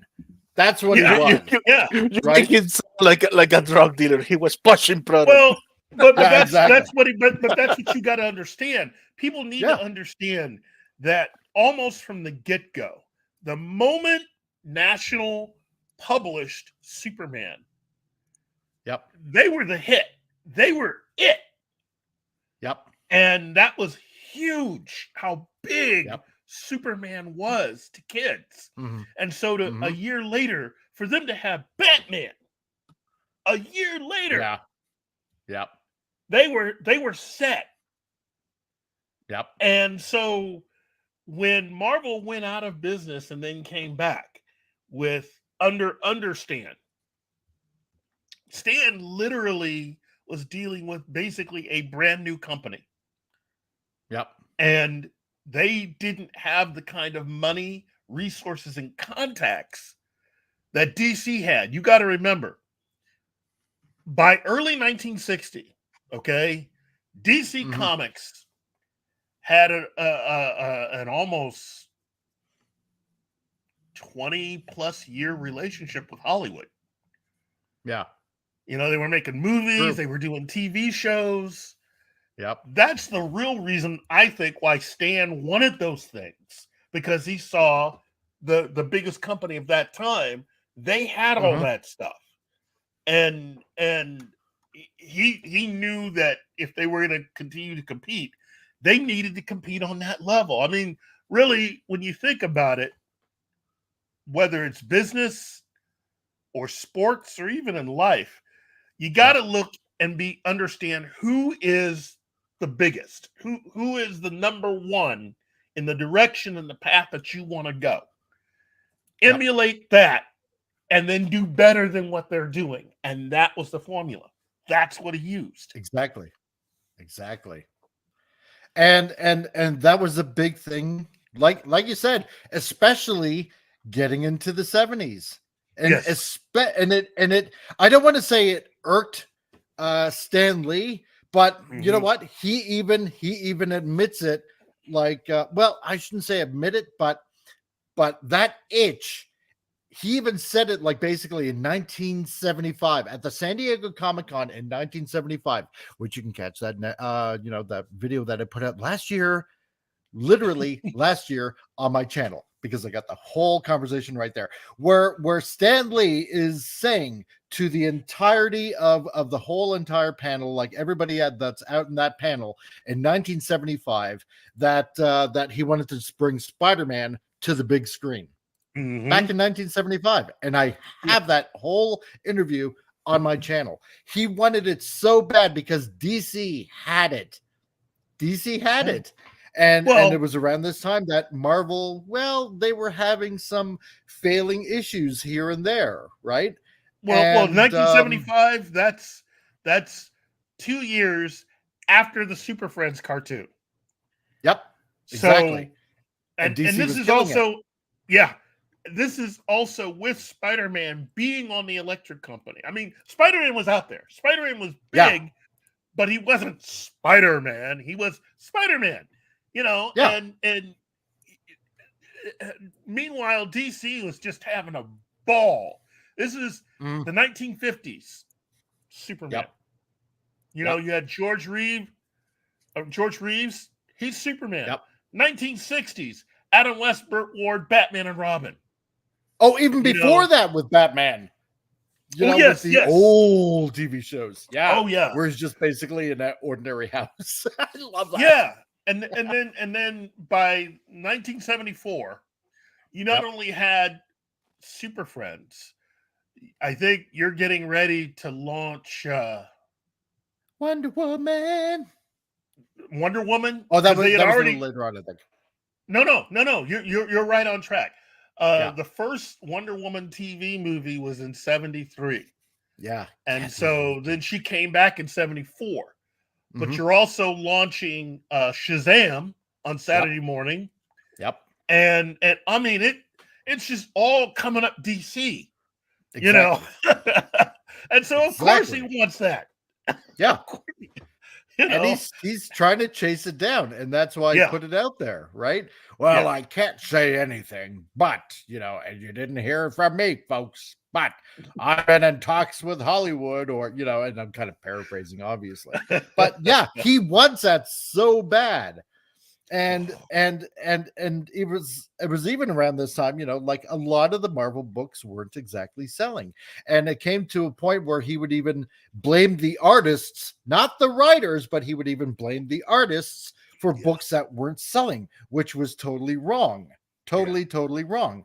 And like you said before, Stan Lee wasn't a saint, by like none of us are, right? Yeah. But I think you have to kind of weigh it. You kind of have to weigh it to a certain point where you have one side saying something, you have the other side saying something, and somewhere in the middle has got to be the truth. Yeah, somewhere in the middle, and that's where I think it is. It's somewheres in the middle is the truth, and but it's very, very it's very interesting. And some of these guys, like this book right here, you know what? There are a lot of comic historians that are out there, and it seems like that ever since Stan passed away, there's been this vitriol of just wanting to put the man down. Yeah, no matter what. It's got you. And you don't have to be like, look, there are a lot of, in the history of comics overall, there are people that are way worse than that have done way worse than anything that Stan Lee ever did. And, and I can't, it would be criminal for me to say that Stan Lee was the worst. He was far from the worst. He was just a guy trying to make this company big, and he did it. In my opinion, he did it exactly. And so I think he should be celebrated. Yeah, what guy who is running any company is really going to remain friends with everybody working with him? It's next to impossible to do, and again, I'm not saying that there weren't people who didn't have legitimate gripes. Of course, there was going to be somebody. Yeah, did some people get screwed over really, really bad? In my opinion, yeah, some people did. Yeah, I just think that Stan. It's complicated. It's complicated. I mean, I tell that all the time. It's complicated with Stan. Not for Shavatsky. It's like, look, what's done is done. Let the man rest. Yeah. Don't go trashing what he helped to make. He helped, and that's the only way I'm going to put it. Everybody. It's like kind of when a bunch of friends or a bunch of family get together, like at a family event, and they want to make a stew, right? And everybody adds, their own little ingredients to the stew. And this is kind of the way I look at it, right? Because a penciler, they're going to draw out the entire story, right? But that's not what you see in the comic books, because an inker will come along after that penciler, right? After all the pages are approved and all that kind of stuff, an inker goes ahead and inks those pages. And you know what? Like 9 times out of 10, they're going to add their own little style, right? Yeah. While they're inking over those lines, right? And a writer who writes out the entire issue, they're just basically going to write out the story, but it's up to the artist to interpret the writings that he's going to draw out as the story, right? So again, it's everybody adding their little ingredients to the whole to the whole story as a whole, right?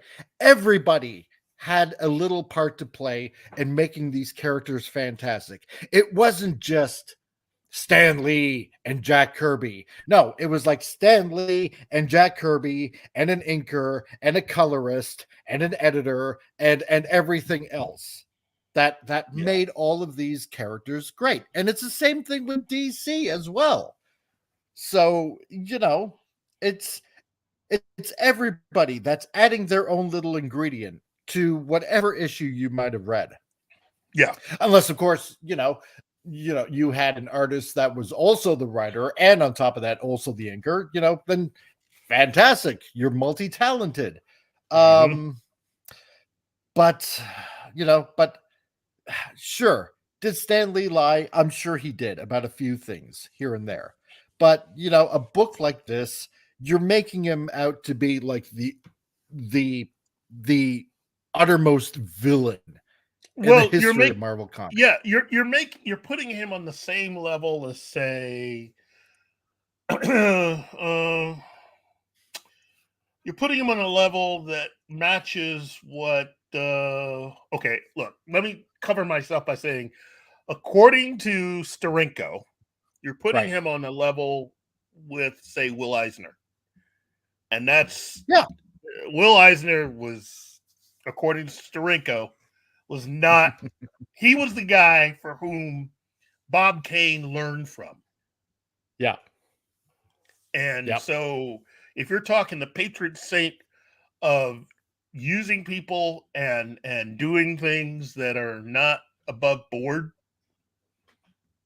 according to according to Steranko, that was Will Eisner. Yeah. And because of that, he created Bob Kane and a few other people that have taken notes out of the Will Eisner book of doing business in comics. And Stan was not that. Stan was not like that. No. So I will go to my grave and saying that. Eisner, oh boy, he had a couple things to say about Stan Lee too. I'm sure he did in that interview. How about paying the guys? I'm just saying that after Steranko did that whole thing on Twitter, and he just sort of called out everything that Eisner had done and named names and everything, which is still one of the best Twitter posts I had ever seen in my life. I mean, I was on vacation in Hawaii when this happened, and I'm forwarding everything I'm seeing to Gary. It's like, Gary, you got to see this. Gary, you got to see this, man. You got to see this. And, I mean, even Gary's like, wow. Yeah. And still has an awesome set of hair. Oh, geez. Steranko's still the man. He's still the man. Right? He is. Oh, man. I could go on for hours about. But you know what? We should move to the next story because this is going to be interesting. This is covering something that is kind of exciting. It was a surprise when it happened. I'm glad it happened, but it was a big surprise because nobody saw this coming, including me. Because I still can't believe this is happening, but I'm happy that it is because I'm gonna get my hands on one of these. So according to this latest report that has just been put out, everybody knows about Shout Factory, who have been known to release some really cool stuff. Shout Factory has something that is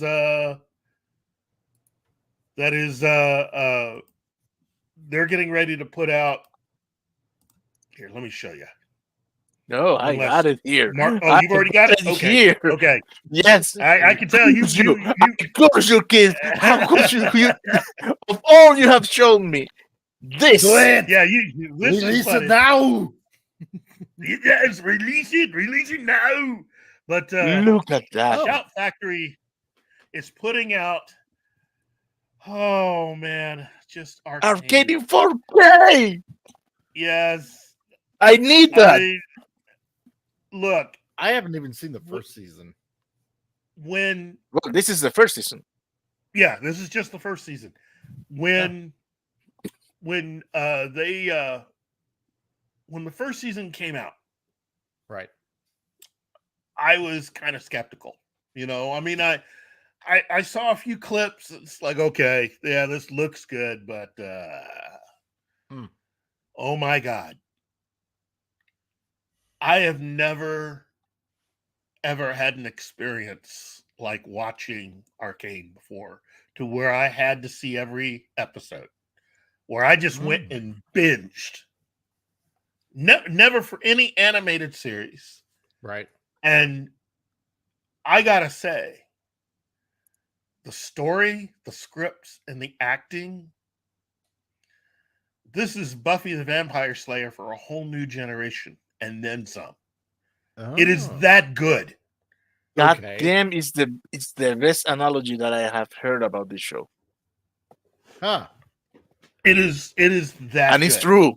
And See, it's true. And I I got it on my save list on Netflix. So Oh, you have to. You you are man. lucky. yeah. Because And I think and I've heard good things about it, like from Critical Drinker and a few others. And okay. you could tell that the people that made the Acolyte thought that they were making this. They thought they were making this, Oh boy. and they missed big time. For 2 parsecs, they're missed. they they I thought they mean- were shooting south, but they were shooting north. Is this the fact that the Shout Factory is putting out these steel books? Oh my goodness. Oh man. I'm ready to just take all my money. Take it right out of my wallet right now. Take it all. I can't. I mean, Netflix did an incredible job, first of all, Right. making sure that everybody saw this. And Yeah. really, I'm happy. You're lucky, because if you haven't seen it yet, by the time you're done, you won't have to wait as long as the rest of us Right. for the new season of Arcane, which is coming in November.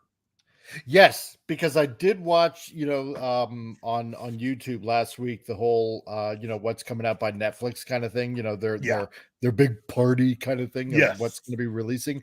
And so season 2 is coming out, and I will admit that the particular type of animation style, I'm liking it. I like it. It looks very different. It's not like anything that I've seen in animation before. This kind of painted look, and I'm liking that. It intrigues me.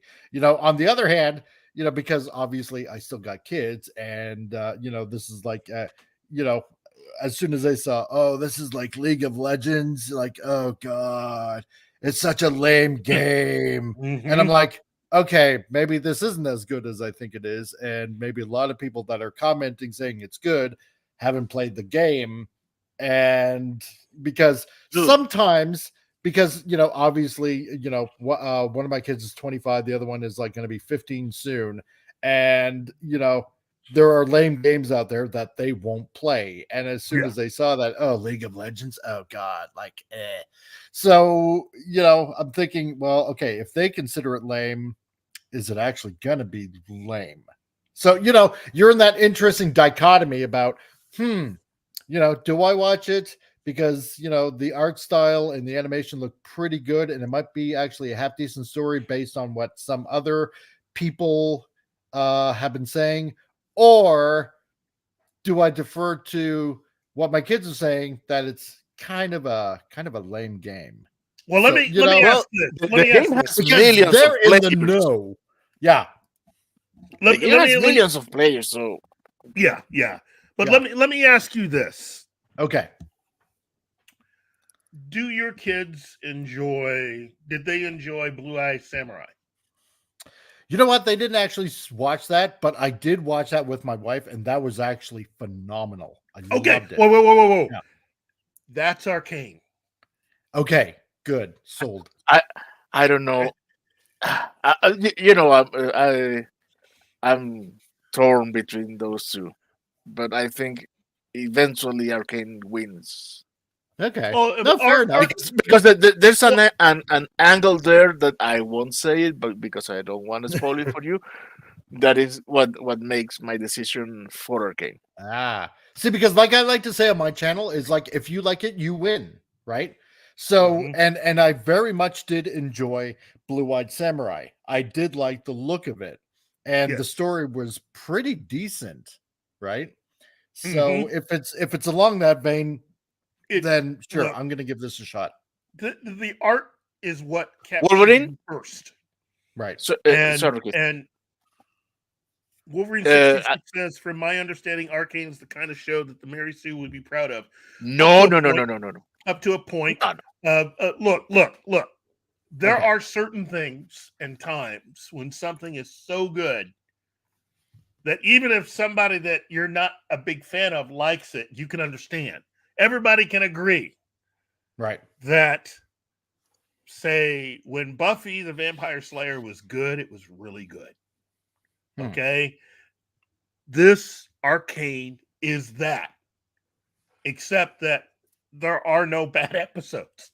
It's really one long story. And they put more Arcane. I would put it up against every single Marvel D+ show they've ever had. Wow. And it still outdoes every single one of them. Well, considering Marvel Plus lately, over the past couple of years, that's anything can beat that. Anything can. But I mean, for being what it is. Yeah. No, I get it. I was just surprised at the depth of story, the writing, the relation. These are real characters. Right. And it's just like, oh my goodness, I'm in this. You know? Okay. So when it ended, I had to watch the ending multiple times because I didn't want it to end. Right. You know, right. and we still had to wait 2 years. That's the first time I heard something like that. Oh, I had to. I just didn't want it to end. And the thought of having to wait 2 years before I got another episode just that filled me with I was mad. I was mad because I didn't want to. I needed to couldn't let it go next. I couldn't let it go. Yeah. And almost the same way with Blue-Eyed Samurai to a point. You know, although where they ended Blue-Eyed Samurai, it's like, okay, she's where she is. Yeah. It's at a point where you can let this go. But with Arcane, no. The way they ended that, it's like it's criminal. It's criminal where they ended it, because it's like the end of part 1 of Best of Both Worlds mixed with The Empire Strikes Back. Oh, okay. It's the combination of that, and so you're going, what? That's it? That's it. Damn it. See, and that's the kind of good writing that I like. You know, don't just you know, like end it like on season 1 that you're kind of like, you know, scratching your head wondering if there's a season 2 ever going to come out. Leave it a cliffhanger, knowing that you're going to have a season 2, and then gauge the response you know, over the next 2 years of you know, are people still wanting this? So I like that. Oh God, they knew. Look, due to the way the way they measure things, they knew within that first weekend what they had. And so, but it takes a while to animate this, and that's the only thing that stopped me from picking up a baseball bat and driving to Hollywood, going, "Hey, can you point me to where the people that make this show is? Because I need to have a talk with them." I had to understand that if you want it to be as good, you need to let them do what they are doing. Exactly. And so I just see. That's why I can't wait.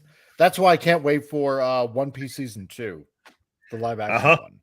Yeah, because that's gold right there. Yes. What they did, and keeping everything true to Oda-san's vision of the like the director. I mean, he even said, I went through all the anime, I read all the manga, and he was put in contact with Oda, and he included him in the whole process of the making of that show, and he still does, and that's what I find impressive, right? Because I know that Netflix, they've had some stinkers, that's kind of obvious. Atlas, anyone? But Atlas was not a stinker. Atlas was not a stinker. That's a stinker. I'm so No. But they do have some good gems. They really do. And that's unfortunate because Netflix has had this reputation of putting out some real stinkers of shows, but they really actually do have some really good ones if given the chance, and if you got the right formula of people that want to stay true to an original vision that a creator had. And that's what I feel that you get with One Piece, for example. And that's what and if this is along the same vein with Arcane, then I'm totally gonna enjoy this. Well, look, there's only one producer at Netflix that I think if he's involved with something, you should avoid it. And that's Ted Biaselli. Zack Snyder. No. He's Ted Biaselli's worse, dude. Ted Biaselli's not the only one, but he's the leader of the pack. You know you're dealing with someone that's on level with the Emperor Palpatine, right? When you are making an animated series, and one of the writers from the original version of that series, right? And you don't pick up the phone to call that person who has all this experience, and who can help you craft a better show. I agree. And what that means is either you're dead inside and you're not a real person, or you're being paid not to call this person because a certain person who you've already said is the overall creative genius behind it all, has probably intimated that you shouldn't call this person at all because you're going to take this out a whole new door. You're going to go a new direction on this, and despite what any fans may think. And, to me, everybody that hated the version of He-Man that Kevin Smith was the beard for, because he wasn't the showrunner. He was the beard for Ted Biaselli. Ted Biaselli was the one that actually ran it. He ran the whole thing. And Kevin I couldn't Smith even watch season 3. Yeah. He admitted the whole thing, that when it came to deciding, if somebody had an idea and how they worked it out and how you show run, unless it came from Ted Biaselli, which all his suggestions were automatically superseding everybody else's. Mm-hmm. So it was really his show more than even Kevin Smith's show. Yeah. And he's this Netflix producer that is just toxic. Yeah, beyond it. Because he didn't start out as a producer. He started out as an actor who somehow wormed his way into Netflix, became a producer, and started putting his name on stuff. Thanks, Ted. Kind of like Seth Rogen. Yes, I will say that out loud. Exactly like Seth Rogen. You thought he was funny in the beginning. You're not but wrong. Now everything you thought he was funny in the beginning, but everything he touches turns to shit. Yeah, these are the real winners of the current Will Eisner Award. Yeah. Bastards. It's weird, it's unusual. And you know what? Let me at least ask this. Now that you're here on the show. Right. I need to ask you. Because it's only fair that I ask you, since I've already talked to Gary. Okay. If you had somebody that was never read a comic book before, what 3 comics would you suggest that they read? Ooh, okay, that's a good one. All right, well, that would depend on what kind of genre they would like, right? If they're like, like action adventure, If they like action adventure, I would probably give him let's see, I'd probably do X-Men. Okay. And yeah, I'm not sure In exactly what is his any particular storyline, or would you just let them have the whole of X-Men?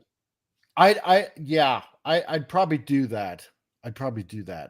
If they're more into a sci-fi-ish type of vein, with a bit of adventure, making maybe liking the cosmic side of things, then obviously it would have to be Fantastic Four 48, 49, and 50.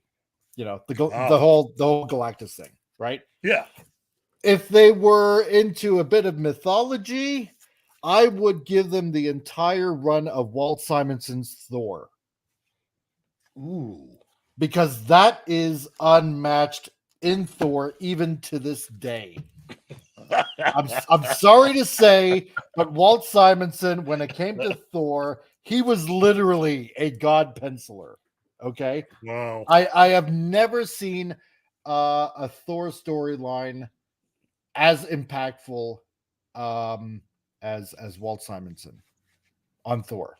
Wow. If they're liking something gritty, I would probably suggest the some of the Jim Lee runs on Punisher, or maybe the Punisher Wolverine African Saga. Wow. Okay. Yeah, I'd probably do that. So Huh. yeah, that would be my suggestions. Wolverine 626 says the Punisher for action adventure. Okay. Okay. Yeah. Wow. Or I do like some of well, I shouldn't say some. I really did enjoy Ron Lim when he was doing Silver Surfer. Ooh. I really did. And I think probably before Ron Mars got in on writing. Well, I did mind some of Ron Mars's stories, but I just like the way that Ron Lim how he drew Surfer. So okay. And probably John Byron's run on Fantastic Four. I love that. Love that stuff. Oh yeah. Yeah. I love Byron's Fantastic Four. I know a lot of people don't because John Byron thinks of himself as probably even still to this day as comic god. But can't let that ego get away, folks. No, but I love his run on Fantastic Four. I do. So okay. Yeah. Those are really good. Yeah. Wow. Makes me almost reconsider my list. But I mean, I never thought about going by genre for what they would want, because then if I went by genre and I had to pick out something that nobody had read before, they were totally new to comics. Yeah. Wow. See, if they like a bit of the horror element, I would go with Mark Teixeira when he did Ghost Rider, when he started out with Ghost Rider. The artwork in that is fantastic. I love it. I can still pick up the glow in the dark covers from a guy that's next door. So, and he has multiple copies of those. So, I think his art on that was phenomenal. So, this is the reason why you can't be too down on Stan Lee. You just can't. No, you can't. And it's just when they hit on all cylinders, and they just oh my goodness. Yeah. See, because I got this guy that who's training me up in the comic arts that worked for Marvel, DC. He did some stuff for Dark Horse, did some stuff for Image, and he's training me up. And I know that there's a few artists that he doesn't like. I don't know whether it's just because of the type of person that he just doesn't like some of them, or probably because of the art style. But I look at it this way when it comes to comic art, right? Because my mom's German, my dad's Austrian, my dad was a musician, and when he had a couple of albums out, he started off in Australia before he moved to Canada, and his mother was into a lot of the classical artists, right? So I told him this.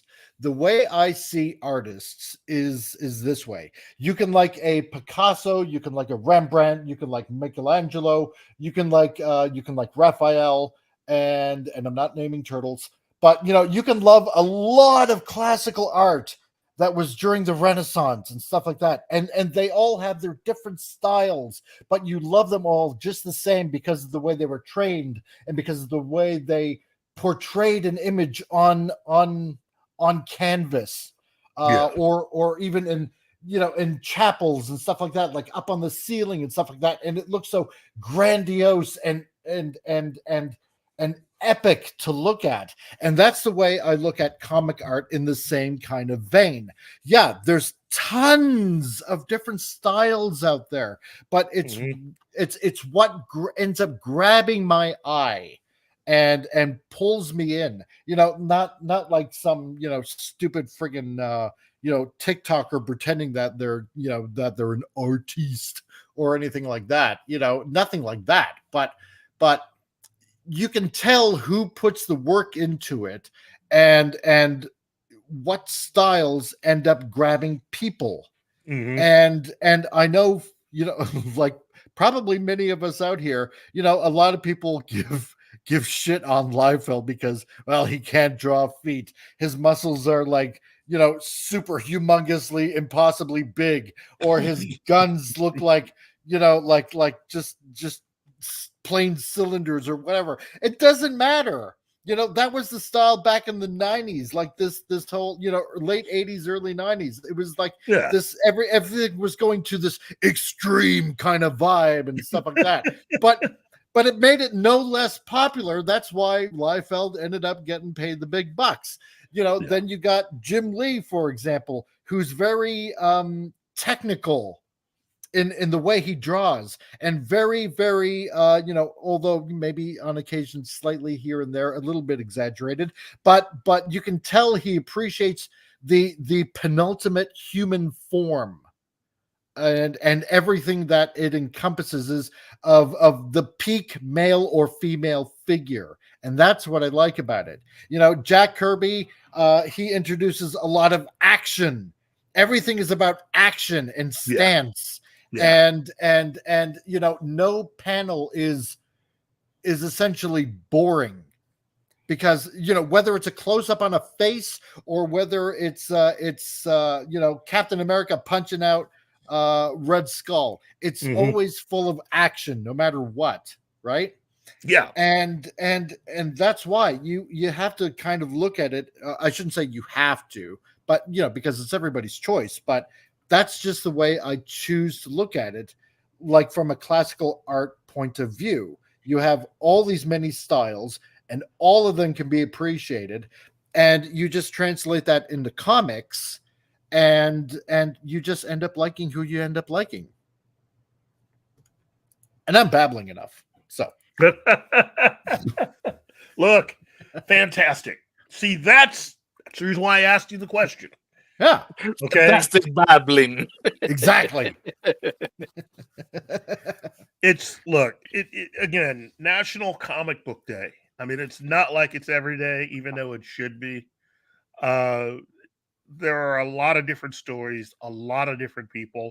I mean, even beyond just DC and Marvel, when you look at all of the companies, look, first of all, Image. I mean, when they hit, and they hit big. Yeah. And everything that happened, to the entire industry after Image came out, they are the epitome of the 90s. I mean, it pretty much was their decade. Yep. And when you look at, sticking with Image for a moment, when you look at how quickly they were able to make deals with Hollywood, I mean, how quickly Jim Lee got Wildcats as a Saturday morning show. Yeah. That just Savage Dragon, the Max. my You know, goodness. Gen 13 even had like, I think it was like a direct-to-video movie. Yeah, They were the rock stars. yeah. Yeah. That Sorry. just that's okay. I mean, it was amazing to me how quickly all that happened. Yeah. And then you look at other companies like CrossGen, which I like CrossGen. Right. I think all of their material now belongs to Marvel. I think Marvel bought out all their characters. Oh yeah, I think so. And so I don't know why. I mean, I know why, but I mean, some of that stuff's pretty good. It is. They would do well to find another way of either publishing it or at least bringing some of it to live action. Yep. Some of those, for a lot of you out there, CrossGen was this company that just had their own characters, and the books didn't sell enough, but some of that stuff they had, some of those books were really well done. Yeah. Way better than, and I'm not trying to be mean, but they did, in my opinion, they did way better than Malibu did. So, yeah, I bet you haven't thought about Malibu in a while. No, I haven't, because Marvel ended up buying them too. Yep. Yeah. So, well, because staying on the Image vein. I mean, look, when these, essentially back in the day, these kids, ended up leaving Marvel. I mean, they even ended up bringing Jack Kirby along for the ride too, because they appreciated everything that he did for comics. I mean, and then you go even a little later on. Even getting into 93, you end up getting like Al Gordon and Jerry Ordway on board. Yep. Even after that, like with their what was it, Wild Star? That's what it was, Wild Star. Yep. And I mean, those guys were even heavy hitters, back in the day too, right? So because I remember reading this from one of their issues. They would put out like this monthly or bi-monthly Inside Image book of titles that were coming out and little interviews here and there. And what was it? What one of them said, one of the original 7 said, it was something along the lines of kind of like what Image is. It's like this big sandbox, and everybody can come and play in the sandbox, but nobody owns the sandbox. Yeah. And that's what appealed me to end up dumping Marvel and going over to Image. It's because we can invite anybody we want to play with us, and they own their characters, and that's what made it more fun. And I think that's why a lot of people, like what I was saying before, like a lot of say writers and inkers and pencilers and stuff like that, some liked the Marvel way or the Marvel method, some didn't. And some of them went over to DC, but then, after a while, early 90s, they're like, God, we can do what we want. All right, let's check these guys out over at Image, and some of the books were flops. Some of them were great, but whoa. Wolverine 6060 says EC Comics have been revived. Oh, wow. Really? Wow. When did that happen, Wolverine? Huh. Next thing you know, you're going to be telling me Gold Key is back. You were telling me Topps Comics will be back. Oh. Oh, yeah. I guess they kind of are back. Oh, really? Yeah, bringing back the classic like horror comics and stuff like that they did. Here, I'll send you a link to their website in the private chat. So I guess Epitaphs from the Abyss #2 is out now. Got something to shoot for then, because they got this classic a while back 50s. They're making new comics. Yeah, they got this classic 50s pulp look on their covers. It's like, ooh, this is kind of cool. Cruel Universe. Ooh. Oh man, you see, one more thing I got to spend money on. Yeah, I know. Damn it. They're all just taking money right out of my wallet now. I mean, come on. You got to leave me with something. I do like to eat occasionally. I do have to say, as we're talking National Comic Book Day, with the guy that I'm training with, I've now discovered that there are different ways to hold a pencil, and that I should try at least to hold the pencil the way that that say like people like Neil Adams held them, and I find it very bizarre. But I can't argue with the results. Yeah. Damn it. Neil Adams was just fun to talk to. Oh yeah. Very, very energized man, and a man that really gave back to the industry. Yeah. What he did for the creators of Superman alone, you know, very much the opposite of Bob Kane. Yeah. Yeah. But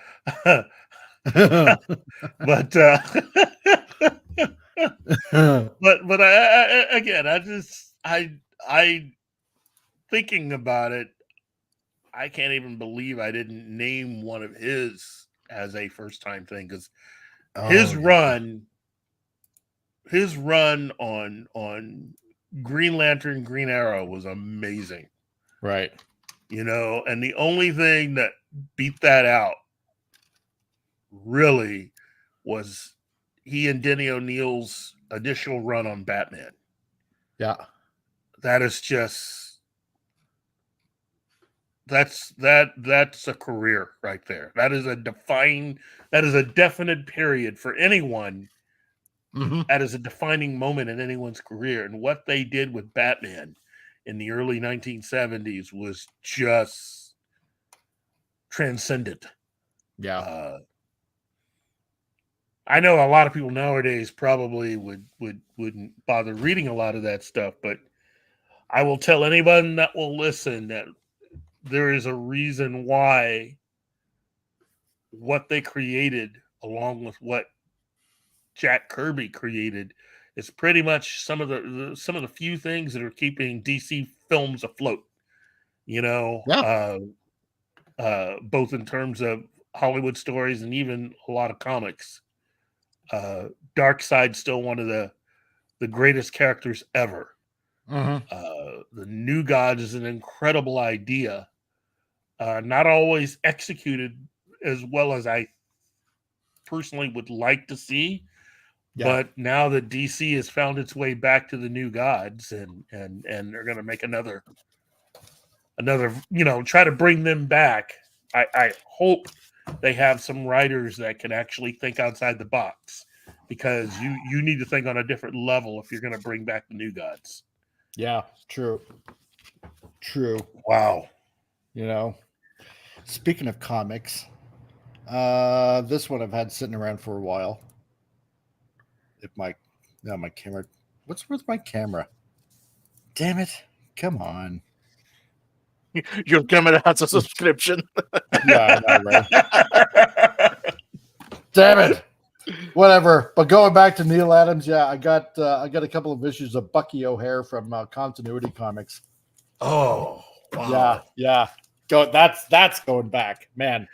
Yeah. I mean, I even have a few issues from Paramount Comics. They didn't last as long, but they did release a few things that were kind of interesting. Mission Impossible comic and the Star Trek Voyager. Yeah. So, but there have been so many comic companies, but it does take something to be around for 80 plus years, like DC, like Marvel, but as I often tell people, math matters. And realistically, Marvel existed for when you really think about it, Marvel existed for a long time, mainly just with three characters. Yeah. Human Torch, Submariner, and Captain America. Yeah. And that was it. I mean, there were other characters, but they didn't last. And so by the time Stan Lee takes over everything and brings Marvel back in the 60s, You know, those three, along with all the other characters that one thinks of when you hear the name Marvel, that you have to understand, you know, you're still talking the 1960s. You know, there's still another 30 years there. That's true. Unaccounted, you know. But to correct you, it's Namor. Oh, jeez. Oh, yeah. Oh, I'm glad they got rid of her. I'm sorry, but guys, yeah, it's not that more. It's Ramon. Oh, I see. Yeah. I stand corrected. It's called Fired. That's the way you mentioned that. Yeah, exactly. And I couldn't believe Marvel Studios' cheap ass excuse. Does anybody remember that excuse? Yes. No. Yeah. No. Okay. Yeah.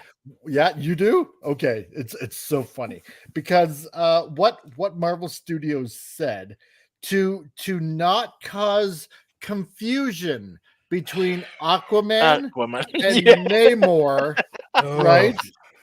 That it's not going to be Atlantis. It's going to be, you know, I don't know, wherever the hell, I don't know. Quetzalcoatl. Yeah, or whatever the hell it was. And jeez. it's not Namor, it's Namor. You know, like of Yeah. all, how can you possibly mix up the two if you just make Namor look like Namor? Yes. Because one has a biker beard, one is basically just a Lobo knockoff with just, you know, Speedos on. Yeah. And the other one is basically a flat top haircut with like elf ears and wings on his feet. Come on. Yes. You must honestly think. Yes, and attitude. You must honestly think that your entire audience base are absolute retards. I swear to God. I don't mean this in the worst way, but they should have a kind of a face-off between Doctor Doom and the Submariner to see who could act the most entitled. You know, yes. Ego battle, because I mean, wow. I mean, it's just, again, those of you out there, if there's anything that we've mentioned that you're either not familiar with or it just sounds like we're speaking another language, that just means you need to do more reading. Exactly. And that's what National Comic Book Day really is about. It really is about a celebration of an entire art form. Yeah, Free Comic Book Day is part of that, but really to celebrate comics just as an art form worldwide. When you look at, you know, worldwide comics, Marvel comics being printed in other countries, DC comics with characters like Superman and Batman being known worldwide, but also comics just IPs printed in other countries on purpose, like the Phantom. And again, they should, dear Hollywood, you should try the Phantom again. I think it's about time. You know, it's just in the way that you think about it. Just think of it like combining Pirates of the Caribbean with just a little bit of The Shadow and James Bond. And there you go. It's not that difficult, you know.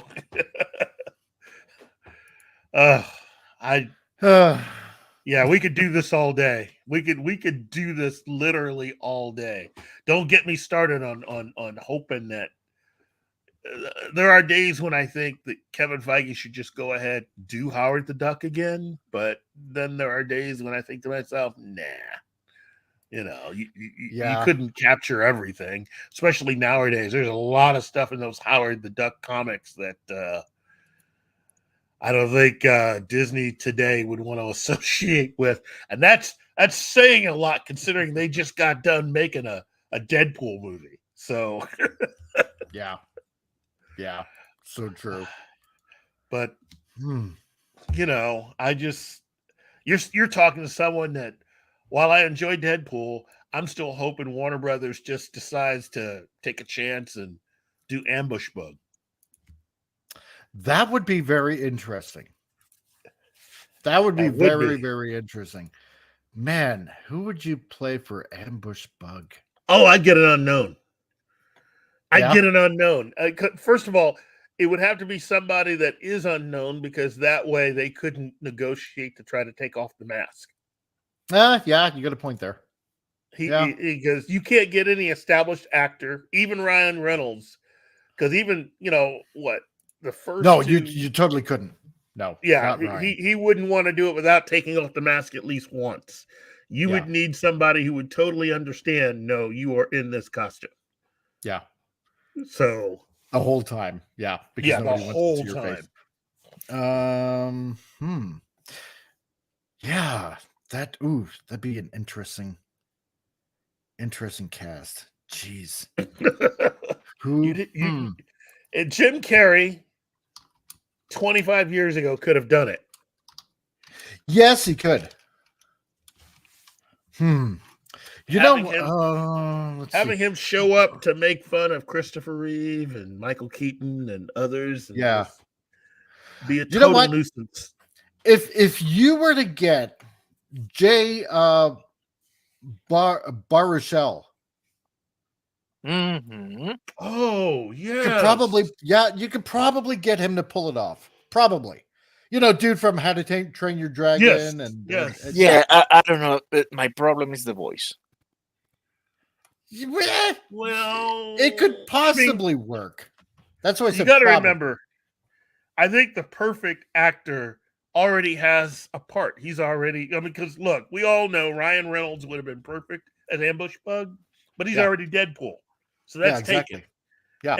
And Jim Carrey's he's a little old to be doing that. So Exactly.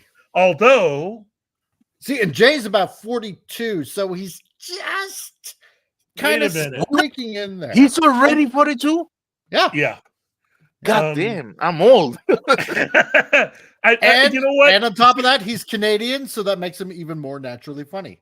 I think Jim Carrey could do it if you went the whole having somebody else in the costume thing.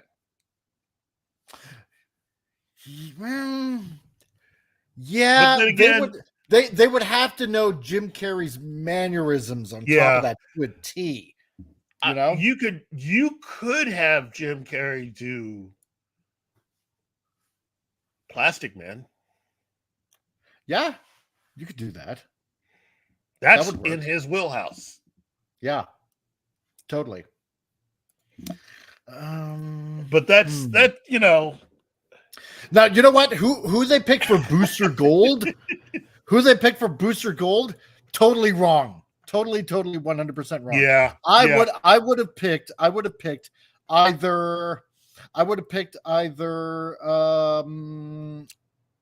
Nathan Fillion or Chris Pratt. Chris Pratt would have made the perfect Booster Gold. Yes. And I'm more on the Chris Pratt side than I am Nathan Fillion. Yeah, I'm nothing against Nathan Fillion. In fact, Nathan Fillion 20 years ago. Nathan is too old. Yes, he is too old. But if it was a younger, younger, he would have been perfect as Hal Jordan. Yes, that too. He is Hal Jordan. Yep. I'm sorry, he is Hal Jordan. But I just think that when it comes to a lot of this DC stuff, it really is timing. You need to cast the right people at the right time, and unfortunately, there's a lot of people who would be perfect, but they're just a little too advanced in years to properly do the character. Although I still think that both of the actors who they're looking at portraying Jon Stewart for the Lantern series, Hey, look who's here. Well, I should have known the moment we mentioned Booster Gold. Hi, buddy. I'm saying Chris Pratt, Das Wolfen. You can come on the show if you want, but I just think that Booster. Well, then again, I know he doesn't like it when I say this. I think Booster as a solo character is way better than putting him with Blue Beetle, because my experience and understanding of Blue Beetle goes pre-Booster Gold. Right. And that's the way I want to see the character. You know, I totally get it, John. I totally get it, buddy. But I would love to see a proper Blue Beetle movie. And this isn't against anything Jaime Reyes. In fact, I think it works better if you have Jaime Reyes already as Booster Gold. And I mean, already as Blue Beetle. Wow. Yeah. Oh, I was gonna say, I must be tired. See, I didn't mind Jaime as Blue Beetle. I didn't mind it whatsoever. It was just the writing that kind of got in the way, I think. You know, plus on top of that, what they did with Omac was just despicable. Yeah, it's just I just think that I think Ted Kord would make a really good oh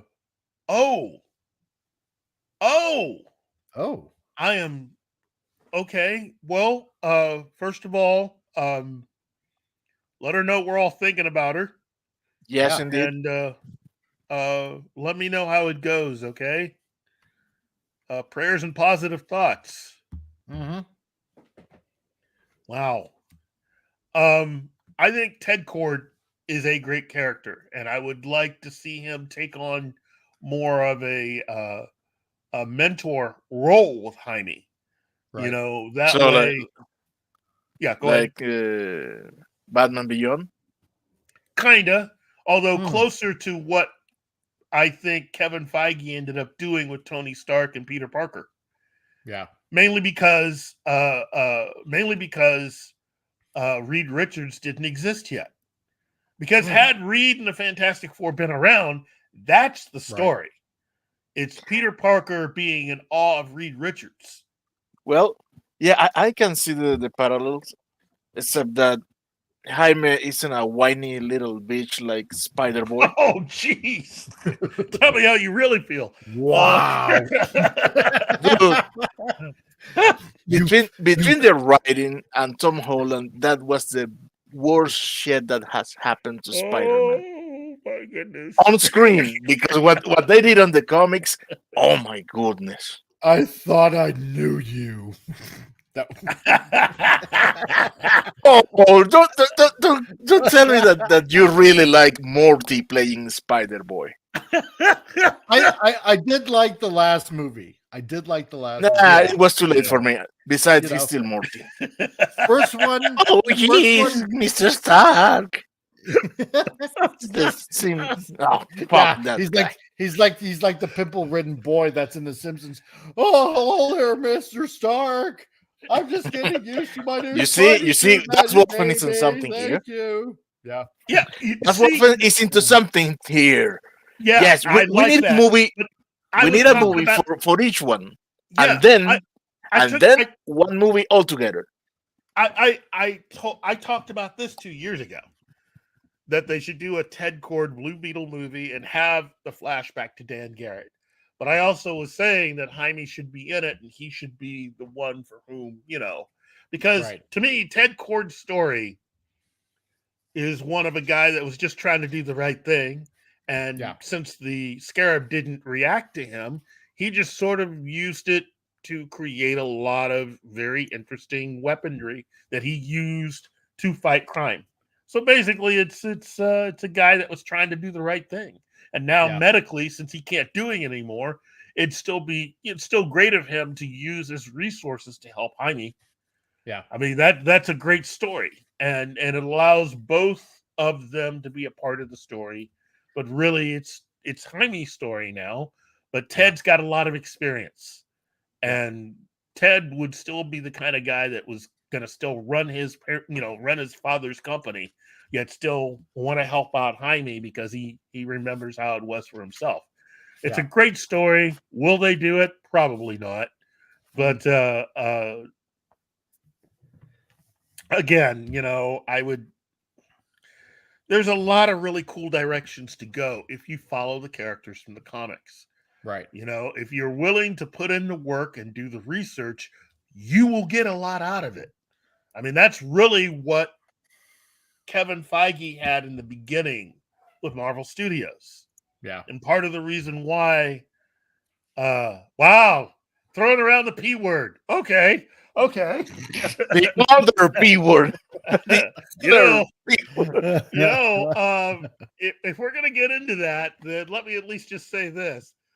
Yeah. Okay.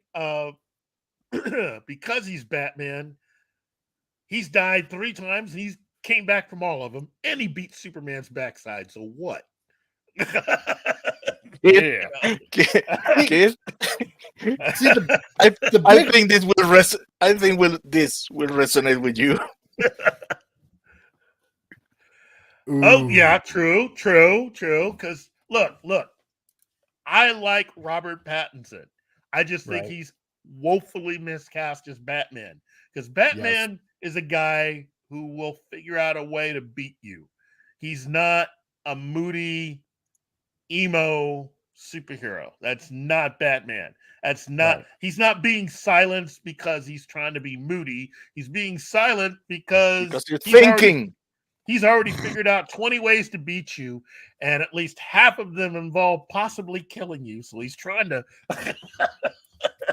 He's working out how to do it without really hurting you too much, because you still have to stand trial. The one problem that James Gunn has going on, trying to develop this whole DCU now, right? From the beginning, yet again, right?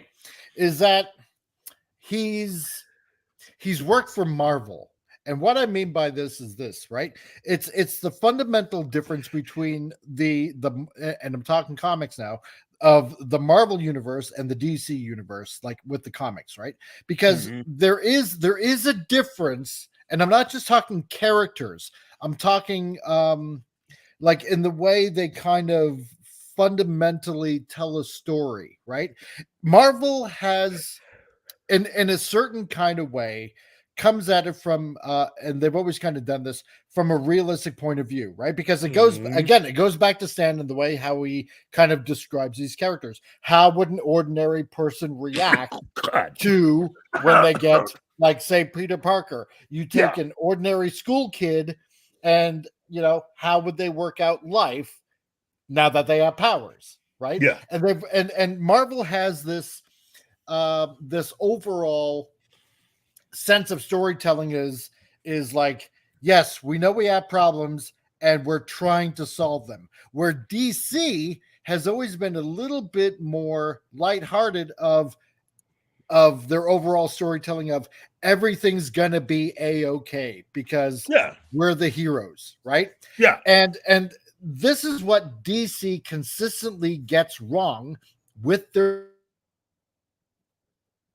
movies, right? Because ever since, like, 15, 16 years ago, when Marvel has started putting out their MCU, right? Yeah. They saw that as the formula because they want to be, again, as popular as Marvel, or they have to beat Marvel. We have to do what Marvel's doing because it's working for them. No, wrong. It's not, because it's a different universe altogether with different with a different foundational setting of how they tell their stories. It doesn't work. You can't plonk the Marvel aesthetic into DC because it does not work, right? Yeah. It never worked from the beginning. No, and it never worked from the beginning. And especially for some odd reason when it comes to the Flash, every time the Flash comes out and for some odd reason, it just seems like whenever the Flash comes out as a TV show or as a movie or something like that, it just kind of sets everything back about 10, 15 years with DC. I don't know why. It just, it's really weird. It's the Flash effect that some people call it. But James Gunn, but James Gunn, really? yeah, I've heard that around here and there. It's. I mean, come on, look at that last Flash movie. Damn.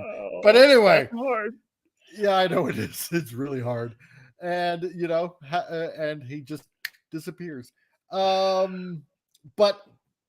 But James Gunn had tremendous success with Kevin Feige with Guardians of the Galaxy, and I'm afraid that he's going to bring that kind of element into the DCU, and it's just, and again, it's just not going to work because there's this again, this slight incompatibility of trying to bring Marvel aesthetics into DC when DC should just always be just its own. Well, it's automatically got all these different universes and types of characters. It's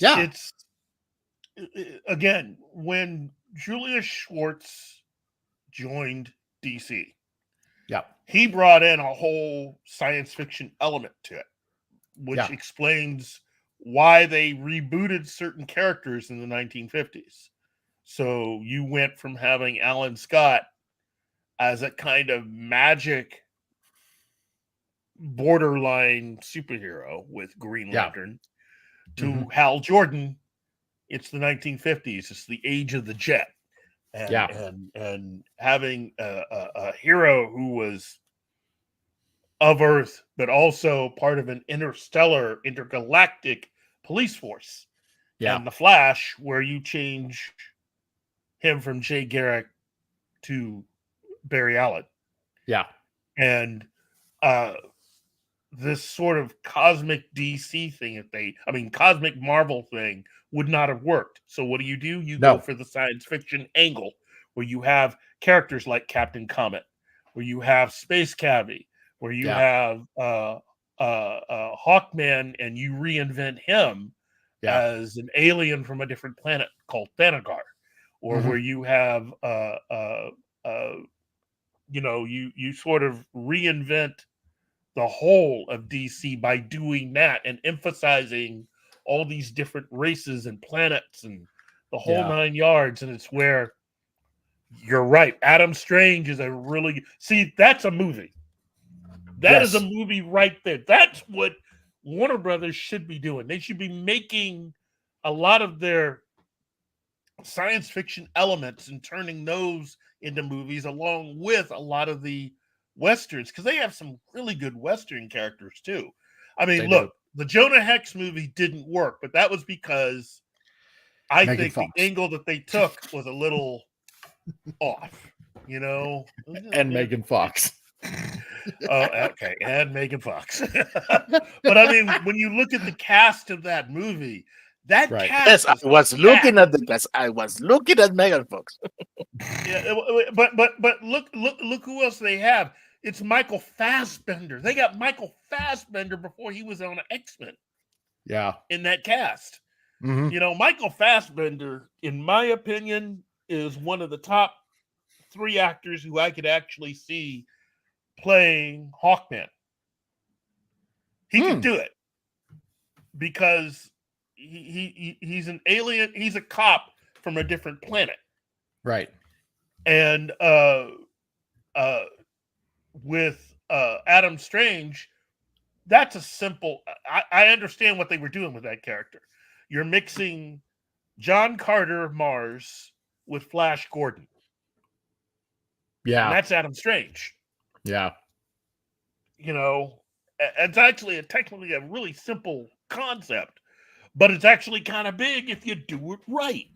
Exactly. And, the same thing with the Green Lanterns. I don't see the reason to just confine them to Earth to make them sort of like this Earth-based police procedural. Yeah, it's stupid. Yeah, it's very stupid. It's Star Wars combined with superheroes is really what it is. That's what it should be. And you're see, this is the reason why I have no hope for that show.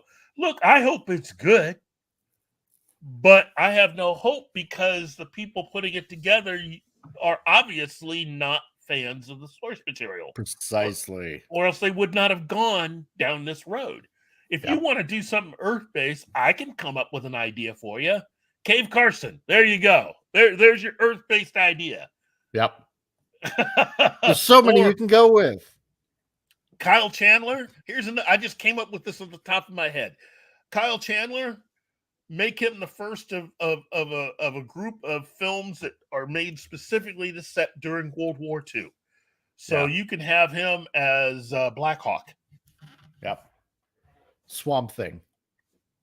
Oh, yeah, that's another good one. Yeah. Swamp Thing, Phantom Stranger. You can go with Dr.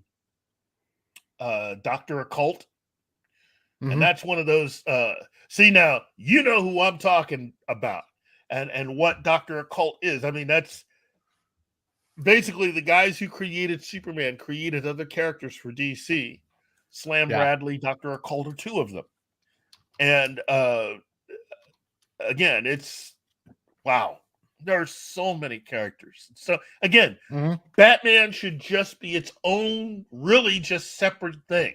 As far as if it should be a TV show, because there are so many characters, you know, and if you just make it to where it's Batman and the Batman family.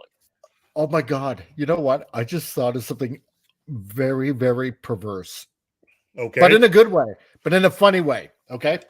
Because you have, okay, let's go back to Batman. Yeah. And Adam West. Okay. Okay. All right. Now, who put those shows out? That was Columbia did that. Fox. Fox did put those out. Who bought Fox? Oh, yeah, but guess what? Warner Brothers bought the rights to all the Batman episodes years back. I know. I'm just playing a little devil's advocate. I know. Yeah. I get it, except that Disney owns Batman. Oh my God! But here's the thing. Yeah, Marvel got the best into that deal, because technically, then if you're gonna do that, wouldn't that mean that Warner Brothers and DC own Blade? Oh, can you imagine? Oh my God! Oh my God! It's like, look, guys, we'll just do a simple trade here. We'll give you back your Batman. Just give us Blade back, okay? Yeah, it's like, yeah, all right. Yeah, okay. Just team him up with Constantine, and yeah. Oh my God, it would be like what was it? Amalgam Comics, like back in the 90s. We did the whole crossover. Oh my God, that would be so awesome. That's what to me, I said, but you can't do that because now Disney and Warner Brothers, you know, they're not going to play nice together like that. Come on. Well, that's what I mean. Kevin Feige once gave a statement about what it would take to actually do a crossover with DC. I always said, you know, you guys could just kind of cheat a little bit and just do an amalgam movie. Yeah, because I mean, look, back in late 80s? What was it when Roger Rabbit came out? They played nice together then, right? Yeah, Disney and Warner Brothers. I think they could do it because they could do amalgam characters, you don't have to worry about anything because it's automatically a mixture of both. Exactly. You know, although I am chosen to see Bruce Wayne, Agents of S.H.I.E.L.D. Come on. Oh, that'd be cool, man. But damn. That's good.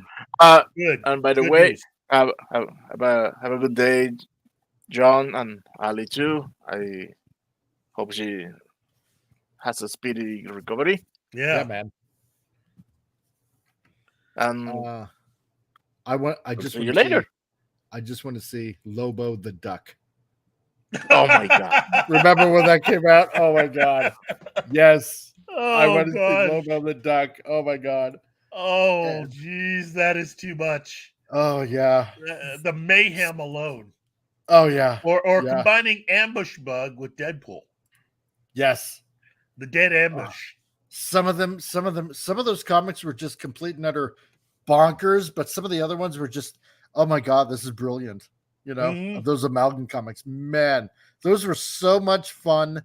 And that's the sad thing. You'll never see that ever again. You never will. You never will. I went ahead and I think I got almost all of them. Yeah. Yeah. I a few years back, I just went on a tear and tried to find all the amalgam comics. Oh, and I think I got almost all. Wow. I am just Dark Claw. Ooh. Yes. Dark Hell, Claw. Lord Thought. Yo, dude. Obviously, I think we're even hitting a few things that Lord Thoth might be interested in. Yes, it is me. It is me because it's morning coffee with me. Yeah, you had let's see. Oh my God, what else did you had? You had Amazon, which was good. Wonder Woman and Storm. Yeah. Man, yeah, and then like you said, Bruce Wayne, Agent of Shield. Awesome. Challengers of the Fantastic. Yep. I remember that one. That was good. Doctor Strange Fate. There's something that would be like really freaky. That'd be awesome, man. You see, and a Dr. Fate movie. Yeah. Warner Brothers, wake up! A Dr. Fate movie. Come on. Oh, and then the X books on top of that, right? Because you had the what was it, X Patrol and JLX Unleashed and Generation Hex. That was another one. Oh my God, what was it, Magneto and the Magnetic Men or something like that? And the Metal Men. Yeah, the Metal Men, yeah. And oh God, there was just so many that you could do. So many. I wouldn't trust Thorion and the new Asgards. No, neither would I. Ooh. Yeah. Yes. Speed Demon. Ghost Rider and Flash. That was cool. Wow. Yeah. I'm jonesing for that. I may have to read those again. That'd be so sweet. But it's just so much. It's just so much, but it's hard to go beyond DC and Marvel because DC and Marvel have done so much. There's a reason why they are the leaders. Yep. But again, seriously though, if there's one company that I think if you were to gain the rights for that stuff, I think they piecemealed a lot of their stuff out too. It would be Harvey. I think you could make you can make a case for Harvey if Amazon wanted to do something. That'd be interesting. That would be my advice for them, is to do all the Harvey characters. Yeah. Wendy the Good Little Witch, Yeah. Casper wasn't too bad when it was on the big screen, but yeah, you could do it. You could do it. Little Red Hot. Yeah. Richie Rich. Yeah. Yep. Yeah. That'd be something. And it could be their own little universe. Yeah. Yeah. The Harvey universe. 66. Yes. Mr. McMahon documentary series on Netflix is interesting. I'm waiting for the hit piece angle to fully emerge. Yeah. They should just go ahead and just do a television series. I think so. That would work. At this point, you might as well just turn it into a TV series. Everybody can make some money off of it. It'd be all right. Yep. But oh man, I did not realize what time it was. Oh, wow. we got into talking so much. Good. Because I was just about to say, what if you merged Darkseid with Galactus with that whole that's the end of the universe? Kind of wrapping up this show. But we won't stop till we get to the top. But wow. Well, thank you very much, Comic Crusader. Seriously, you have totally rocked this episode. No, it's all good, dude. You guys made it rock first. Thank you, Awesome One, and Lord Thoth, and Das Wolfen, and just Peter Venkman Fansite, and Country Shape Media, and Rod Thunderheart, Anima Confusa, Ender Morrow, D. Bud Martin, Wolverine 626, Mrs. A, Shanatsky, Zax, Jacob the Critic. I mean, look, you guys just honor me every single time you show up and interact and say hello. Urkel, Stefano. Di Stefano. Sorry. I am sorry I butchered your name, but thank you to everybody that came in today and said hi and interacted and had fun. Hopefully we sparked some interesting conversations, or at least cause you to think about something a little differently. Again, I am all about comics, as you can tell, much to my wife's chagrin. But you know what? She bought the product. I got the ring. Come on. Yeah.